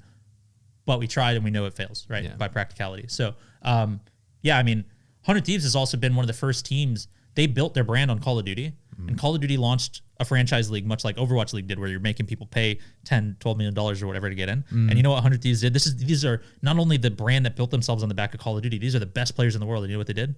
We're not playing in it. They were like, nah, because that's not how this started. Yeah, we started as playing and being good and getting qualified. Now you want to lock it behind a paywall? No, we're not playing. Okay. Like, and how did that league work out? That was just like the biggest fuck you to like any game company I've ever seen. Right. It was just like, oh yeah. We know that like your game made us and stuff, but at the same time you're making shitty decisions and we're not gonna partake in it.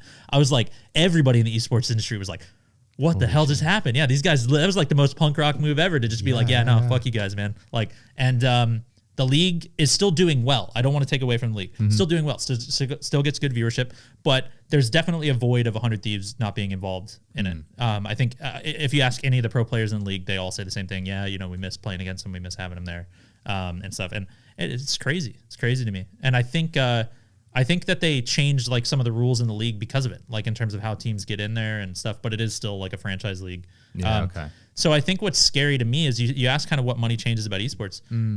We get things like a franchise league where you're no longer playing to be the best and qualify. You're playing to be the best and hope that one of these teams that has millions of dollars will pick you up. Right. So a franchise league would be something like the NBA or the NFL where there is a competition. And if I want to put a team together, you have to have the money to buy in. Yeah, and I've got to put all this money, and that essentially goes to the league. Yep. And the league is, I don't know, buying the ad right. I don't know. They're making profit. Correct. They're putting it out there. It's their job to market it. It's all doing that. And I'm making money. Okay, as the team then in a franchise league, how am I making money? That's the thing. I don't even know in esports yet. I mean, they've done like in-game skin sales to like make your character look like a certain like aesthetic. So is it just that why would I want to be in the league then? Yeah, exactly. So that's the thing is like there is tournament winnings, there is marketability, there is this kind of stuff, but I don't know. I don't know yet. I don't even think the sponsors are paying. Like, it's not a good sponsor thing because the teams on stage can't even wear like sponsorship branding really. Like they're just wearing a jersey with like their name and the team name on it. They don't have like, MSI or something on their Is it just that you're a small team, so you think if I buy in, then I get some exposure from being in that league? You can't be a small team and buy in at 10 million. Yeah, right. Yeah. I mean, who's just got 10 million? Like, exactly. I don't want to build up my own. I said, what if there's a team like, hypothetically, what if there's a team of 6 Overwatch players, because that's a team size? What if there's 6 Overwatch players in Estonia that would stomp every form of competition? They don't have $10 million to buy into a league. Yeah. That just, you've taken what esports was built off of. Esports was always like, esports was basically the pickup basketball games on the street. Yeah, sure. That guy walked up and dunked on everyone, and everyone was like, yo, this guy's crazy. And that was fine, and people wanted to watch that guy, right? And then it turned into, we're going to lock it behind a paywall, and you just have to hope that a team will pick you up. But what if we've got...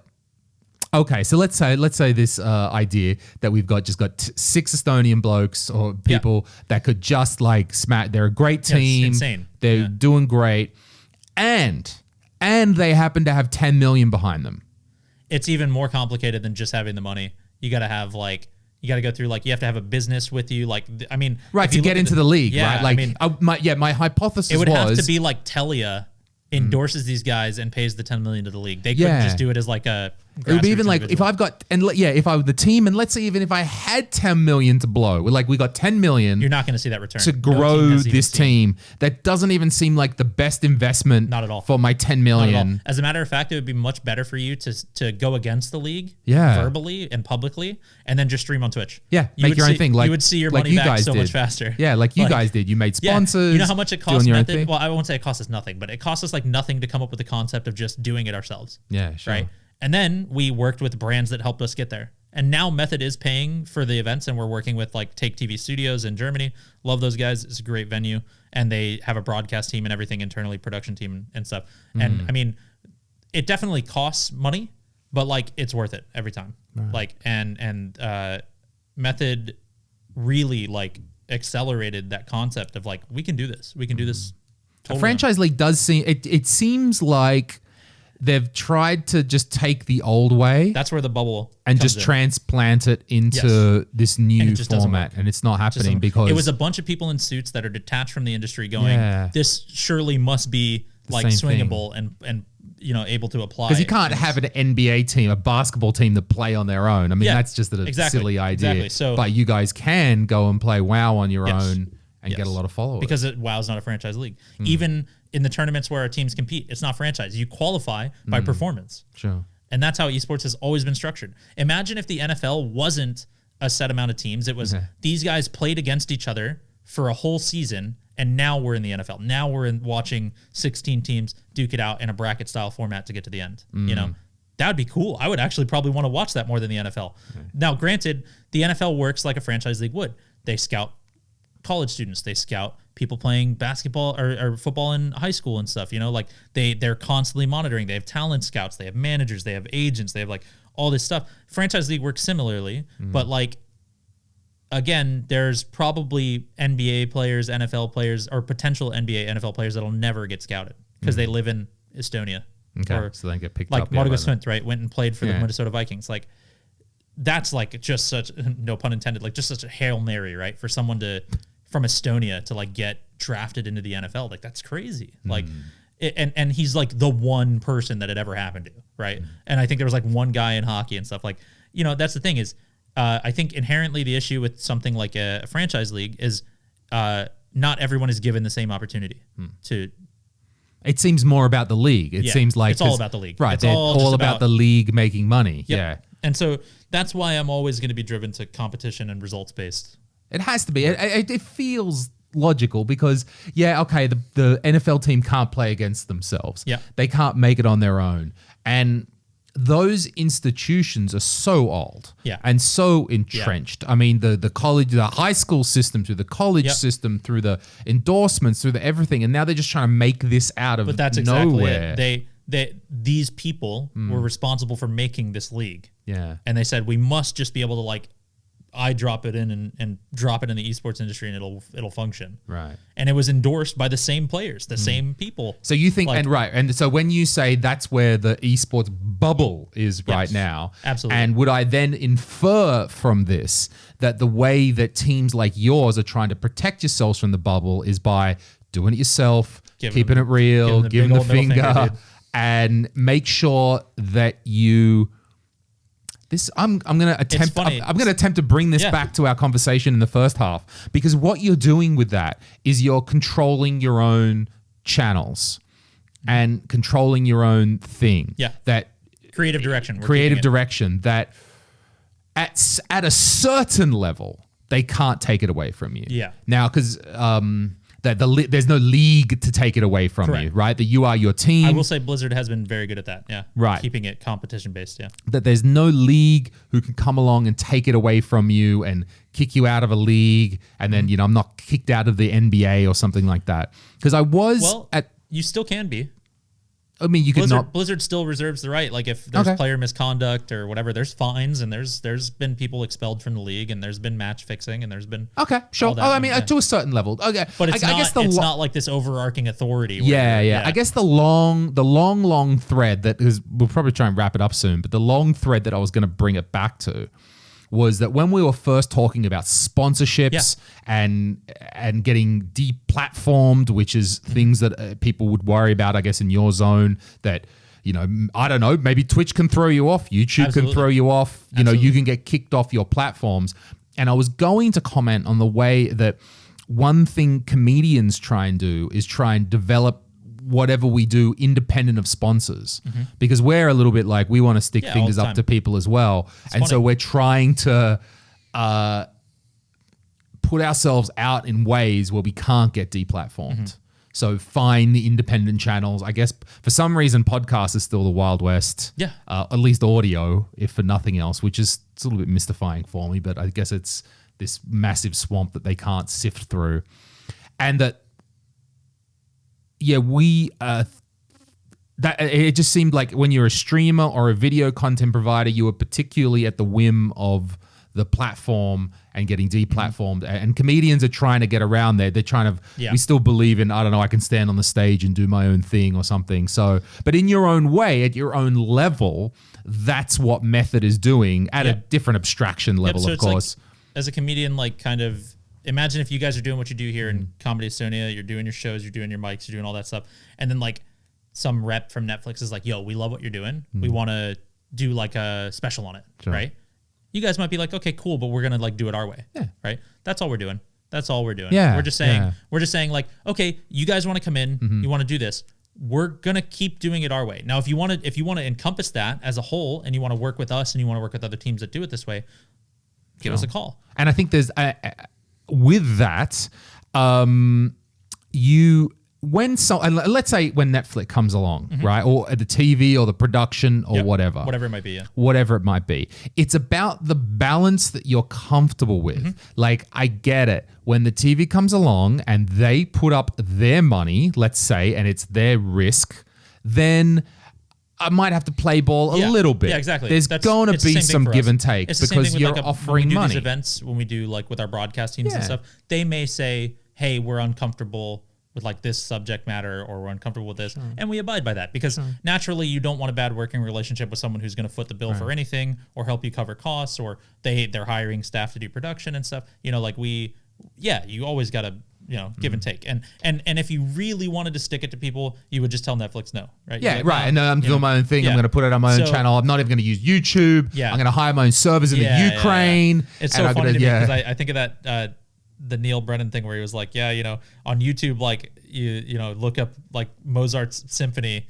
and like it's got 50,000 dislikes. It's like, this is one of the greatest composers of all time, and like 50,000 people out there were like, nah, this is shitty music, right?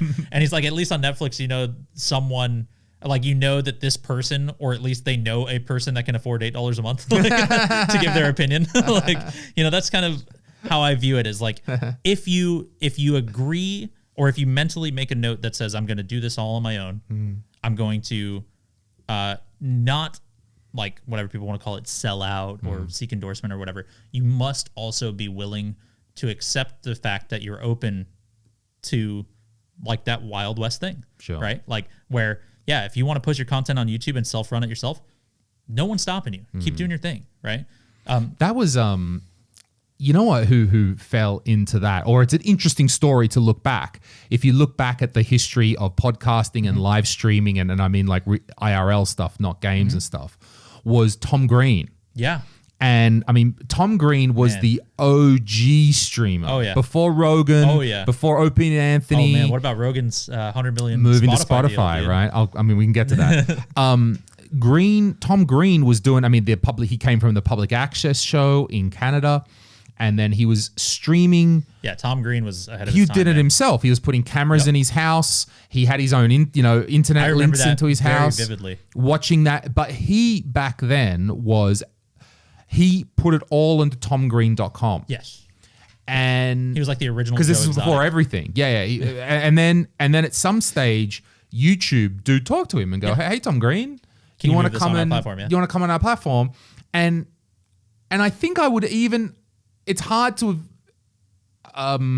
He basically says, no, I want to keep it all Tom Green. The thing, though, is like when YouTube approached him, who the hell was YouTube? Exactly. Because at the time, you go like, I'm Tom Green. I'm keeping it real. I got my website. I've got all that.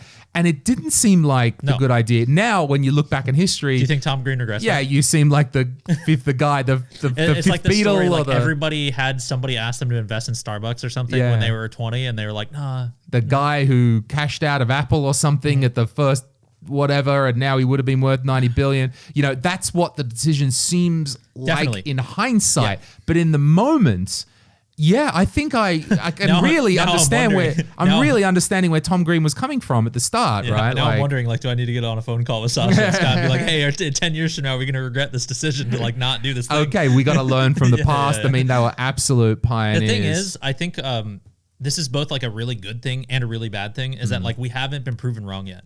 Sure. Like, I think there may come a day of reckoning where like, oh shit, we should have done this, or we should have done this differently, or whatever. But for now, the formula we have is just so accelerant that like, I think you just have to, I mean, just to throw it out there and go like, well, the example of Tom Green shows this. Well, no. Also, Tom Green was still like one guy. But he was still one fair thing. Because we definitely are subject to that attitude of being like, oh, we're method. Right, but you've got a whole, what I'm trying to, although I do believe in some way that not arrogance. It's not arrogance to be like, oh, we'll never be shut down. Oh, that nothing will ever come across. But when you've got this team who have been doing this and working as a team, right? Like a significant team, there's a business structure in place, there's artists in place. And it's like, it's not just one guy. It's not just one guy. Because, Tom might have had a manager and some other, but still comedians don't have a lot of people around them, right? When you've established a team like that knows, they're like, how to get through adversity. Yep. And no one decision leads you in the wrong path. It's considered decisions at every stage. We're going to do this. We're going to do that. Oh, that's not quite working. We're going to readjust our formula. Like, I have some, not an arrogance to be like, oh, nothing we'll do will ever go wrong. But empires don't fall True. in one decision. True. If you make considered, thoughtful decisions at each stage, you believe that we're not. The saying was that Rome wasn't built in a day, but they definitely took it down overnight. Like that's crazy. Like I don't know. I mean, I think it's But Rome wasn't taken down overnight. It was taken down through years.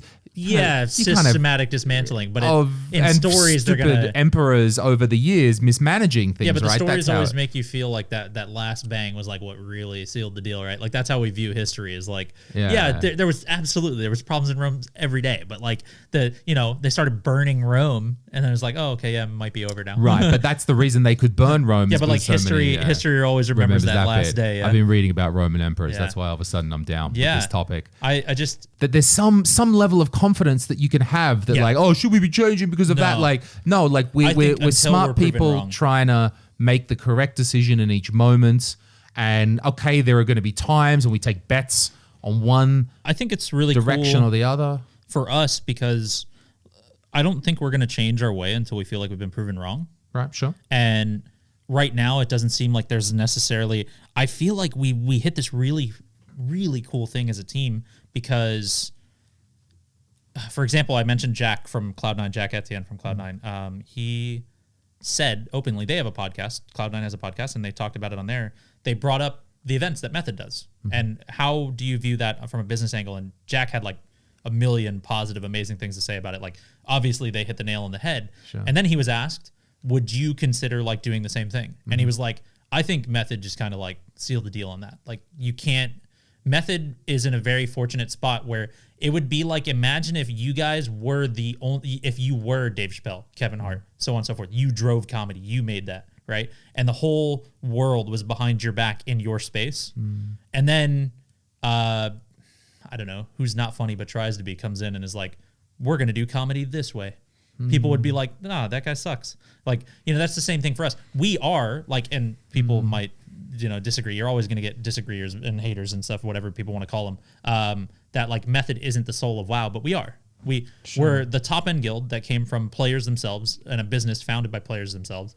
And we recruit the best of the best and we play our hearts out. And we always put we're like the biggest free marketing campaign Blizzard has ever had for their game. But I certainly think it's possible that someone could build another team like Method. Limit. Limit. There you go. So building from the ground up. Right? They got picked up by Complexity. Now the thing is that it's very different, and even the community perception of this has been different. And what's Complexity? Complexity is a brand. Complexity is another esports team. Right. Okay. Owned by the Dallas Cowboys. Right. Now they weren't owned by the Dallas Cowboys until recently, but they also didn't sign Limit until the end of last year. Now the thing is like the community perception is different. Now people still agree that it's good for Limit to be a part of an organization. We agree. Like Method. Have you ever heard the saying, like, the hunter is nothing without the hunted? Sure. Like, you need competition. We need each other to exist. Yeah, makes sense. To thrive, right? Yeah. And so them being picked up as they were just 20 gamers behind their computer self-funding themselves and taking days off of work to do these raid tiers. Now they have salaries and a job, and they can fully commit their time. And that was kind of like Method caught a lot of blowback for that. Like, yeah, of course you guys are going to win when you're the only team in the world that's like doing this for a job. You know what I mean? These guys are just people playing the game, And they got endorsed. They got picked up by Complexity. But the community perception is still different because people are like, Method was made by WoW players for WoW players. Complexity just swooped in because they saw a business opportunity. Okay. So Limit got to a certain level. They seemed to be picked up. And then they, for lack of a better term, but don't mean to be disrespectful, sold out.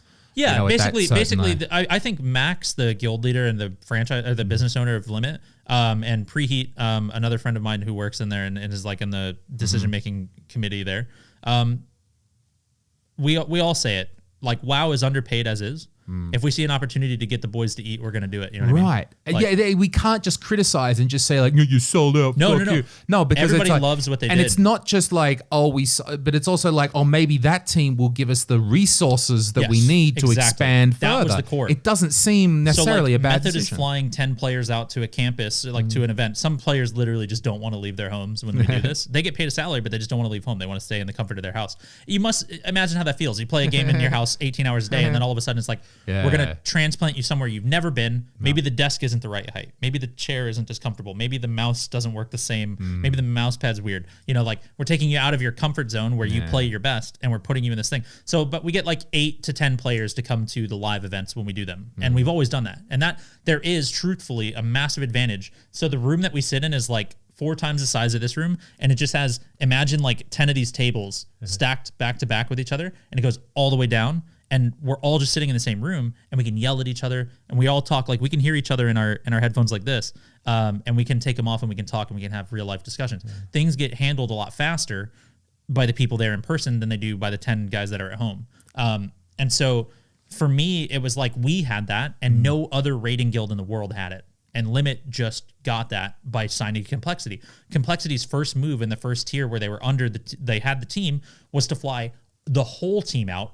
They had 2 team members from Europe. They flew them in too to Texas and put them. Complexity has a massive campus, and they put them there and they let them all play for a whole week. And I was like until it was dead basically. And I was like, that's incredible. Like these guys, cool. not only like even people at Method were like, that's super dope. Like it's super cool to see the boys like get recognition and like for any org to pick up a WoW team, especially 20 people, like that's a massive endeavor for business. And so, you know, we talked about it and everybody on our side is happy about it. And it also like in turn kind of legitimizes the competition now, right?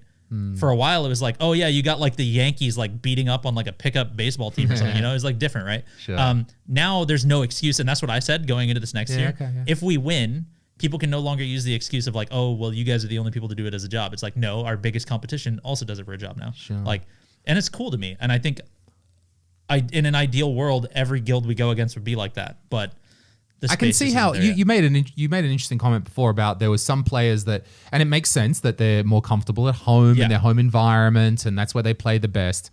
And I get that, but is it going to sort of be as this progresses? Now, I appreciate that their lack of a better term grandfathered into that. Yes, that was the system they came up in, and we that's just how allow it's it going to be. Like, keep going, Fair, I get it. They're artists. Am I going to that's expect what all they my do. players in the same place at the same time? Absolutely. Yeah, or in the future, it's sort of like, well, you won't be able to be top tier if you only want to stay at home in the future. Or no, I think WoW inherently you can always be like the best of the best. But is there going to be some level that we're going to be like?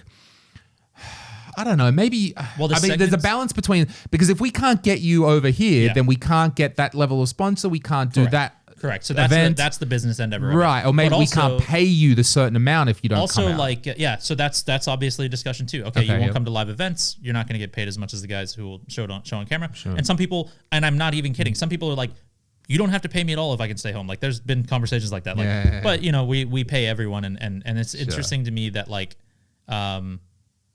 we actually do a really cool thing because, like I was telling you, sometimes some of our raiders, these are like the best players in the world. They get 5 viewers on their Twitch stream. They don't have like subs coming in or donations. Then you got Scott, our owner. He's streaming to 50,000 people, and he's got subs going off every 2 seconds, and he's got $10 donations flying in every 2 seconds as well. And like, you know, at the end of the stream, he's made, you know, 20 grand or whatever. So Scott really, like, this is the moment kind of that sealed it for me, was the first event they ever did. It was like a work in progress. The second event where I came on board and I was physically there, what they agreed was everyone on the team, no matter the size, they pooled everyone's donations and everyone's sub revenue and the event revenue into a pot. Yeah.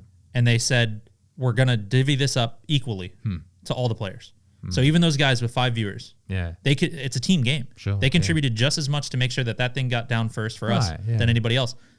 And in Scott's mind, everybody on that team deserves the same amount. And like, that was the moment where I realized this is not like a money-making thing. This was not about like, because Scott could have just been like, oh, well, you guys should work on your brands. Like he could have, but he doesn't. It's not a very good management strategy. If you took that, you can't position. Yeah, you can't say, if you manage artists, you can't say, go fuck yourself, go make some money over there. Because they will, and they'll tell you to go fuck yourself, and they will go make money over there. Scott's whole thing was just, if I'm eating, we're all eating. Like that's you have to be. Yeah, I mean, to me it sounds so natural, but I guess for many in the business, it's that's the not. thing. Is like when you're a business, like that's the thing that people don't understand. Method is a company. We are a business, and people in esports, I think still there are times like there's obviously fans, just like any sport. We have massive amounts of fans for Method, but there's like the people who always look down upon Method for the sole sake of being a company. We're not just a guild. We're like a company. So there's people who are like, again, oh, you only do this because you are a team that like pays people and stuff like that. And that sucks because these guys made it to the team before they ever made $1. Yeah. You know what I mean? Like they fought to get there. They tried out. They trialed in the guild. They did raids with us. They talked to our people. Like it's not just like we, you know, there was like some prodigal player and we were like, yeah, we're just going to pay you a bunch of money and come play for us. It's not that easy. Like there are people also who don't want to stream, who are like way better players than people who do stream. And if they stream, they'd probably be successful. They just don't want to deal with that. Like, and that's another thing. Like we're, you know, we are getting to a point in this industry. Like the only way to kind of continually to incrementally improve on like each event and like make it better for us from a marketable standpoint or whatever is to make sure that all the 20 people on the roster are streaming or they're present at the events or they're, you know, doing these things. And so like, these are discussions that have to happen. Yeah. And it's kind of the discussions that nobody really wants to have, but like, if we're going to make this as legitimate as we want it to be and we want to be cool about it, like I think everybody in the guild kind of agreed that like watching all of Limit's roster be together buddy in person was like, just has to be like the coolest fucking thing. Yeah. Cause you've been playing video games with these guys for like 10 years and you all have never been in the same place at the same time. And then all of a sudden, like there's one of two things. Either you're all hugging each other and you're crying and it's the most beautiful thing ever, or there's like a brawl. Like you guys just getting all that 10 years of all the things you wanted to say out. Like, and that's cool to me. I love seeing like, I mean, these guys, like they don't hang out every day. They don't. And like even me with some of them, like we don't hang out every day. We talk a lot on Discord or whatever and we voice conversations. And like I see them and yeah, there's like just this spectrum of like, oh, I love you, I fucking hate you. Like there's, you know, this spectrum, people yelling at each other, people laughing, people crying, like literally crying. Like it's been a lot of stuff, man. And for me, like when I look back 15 years ago and I'm like, I was that kid in his room in the dark 18 hours a day playing video games. Did I ever think I'd be sitting in a room watching something be done for the first time ever in WoW, the game that I've given my life to? No, never. And it's crazy. It's like, it's still as surreal. Every time it happens, it's still just as surreal as the first time. Like being in that room is, for me, must feel like what it's like to be on the field as a coach watching the team win the Super Bowl or something. Like just watching it and like that, oh man, and it's even more tragic because it's like, imagine if there was no time limit on a Super Bowl game. Yeah, okay. And then they keep getting to that 5-yard line, but they're just not getting that touchdown. And it's the next team to make a touchdown wins, but like you're just going for 7 days. You know what I mean? Like, and then, you know, they go from the 5-yard line to the 4-yard line, and that's massive progress. And then all of a sudden they can only get it to the 30-yard line for a day or like what, you know, and that's what it feels like. And just like, I will say that like it is simultaneously the best, most surreal, most like Nirvana-like experience for me, and just like the biggest anxious stress factor of my life. Like every time we're there, and I would never have it any other way. Like being a part of that is just the coolest thing. Like watching anything that you give your life to succeed and figuring out how you can build it. Yeah, there's personal gain from like what we do in Method. There's no doubt about that. But there's we're truly trying to like push this game forward, because sometimes it feels like Blizzard just won't themselves. Like they've kind of like not abandoned WoW, like they're continuing to do tournaments and stuff for WoW, but like they definitely don't like. So Blizzard owns Overwatch as well, and Overwatch is that franchise league I was telling you about. Yep. So that's where that's where all their attention is. Yeah. They are not paying attention to any of that. They've literally canceled entirely one of their games esports scenes, like just out of the blue, after they promised players that there was going to be a league again the next season. Yeah. And they like people were under contract again. Orgs had agreed to pay people for 24 more months and stuff like that. And then I'm not exaggerating, they had a meeting the week before, and then on Monday the next week, they were like, no, it's canceled with no prior notice. Yeah. And it's like, we just made a decision to say, we're not going to put ourselves in a position to let Blizzard dictate that. We're just going to do it ourselves. And so we actually, not even kidding, we have to get a license from Blizzard to host these events and stream them, because there's monetization involved and there's sponsors and stuff like that. And when you're doing those ones, are they still Blizzard servers run by Blizzard, or are you? So Blizzard it's always got to servers be run by Blizzard. And you know, but we have to pay for like a broadcasting license. With Blizzard, we pay them a yearly fee to maintain a license. And actually, no, I don't even think it's a yearly fee. I think we pay like on an event basis. Okay. Yeah. Like anytime we want to host an event, we have to say, here's how long it's going to last. Here's the money involved. Like we have to give them all these figures. And it's like, they still, and we always talk about this too, they could, in theory, like the next time we want to do and just go, nope. No, you're out. They still control that. Time to switch to CSGO and make your own server. So then the question is like, how do we do it? You know, like it's super weird to function in that space. Luckily, truthfully, like I have a lot of negative to say about Blizzard, but I also have a lot of positive to say because they keep giving us the licenses. Okay. And we're very close friends with a lot of people internally in Blizzard. You know, we have friends in their business development department that are like, we're not going to put the money and time into this like you guys do. So why would we decline it? And like they've said the same words. You guys are like the best promotional tool for this game ever. Like why would we want to take that down? You guys are paying us. And Blizzard is still making the expansions. We're paying them to let us pay to put on event. To advertise their shit. Yeah. To be the biggest advertising for their... there's a return, right? So like it all for a reason. But like it's it was a huge risk, and it's not necessarily something that could be done by any team. It was largely in part due to the fact that we were Method, that it worked. And yeah, I mean, it's scary to function under the concept with people, cancel culture, Twitch, YouTube, deplatforming. The game themselves can tell you can't do this anymore. Our production team, studio that we work with could say like, no, we don't want you back. And then we're scrambling to find one again. And you know, there is, but I mean, when you start, okay, fine. When you say like, these are very real Blizzard concerns. Won't work with us, real thing. Oh, the production company, like you can make up anything to say like, oh, this could go away at any moment. The like thing this is, I would company. say that I wouldn't say it, I wouldn't speak it into reality if it hadn't already happened. Okay, all right. So that's, you know. I mean, some challenges are insurmountable, some are not. Yeah, so we've always found a way to like, get around. Recourse, you got to make that. You got to do your own private server. Once Blizzard cut you off. Oh no, we couldn't. We got the private server. That would be in court. Then we'd be in court for that. Yeah, no way. Because you have to play on the live environment to be playing against better players and stuff. So, but yeah, I mean, it's crazy to me to think about this industry, and it's there really is like a lot of business mechanics behind it, but to really boil it down to just how naive a lot of it is. Like it is so super fresh in its infancy, and like. People like, I love that like the media is super good at it. Fake news, but like they really love to cherry pick the like the really cool stories or the really shitty stories. There's no like, I haven't seen CNN cover what we're doing, but I've seen CNN talk about $3 million won by 16-year-old playing Fortnite, or man killed in front of his own home because somebody called a SWAT team to his house. You know what I mean? Like, you can't.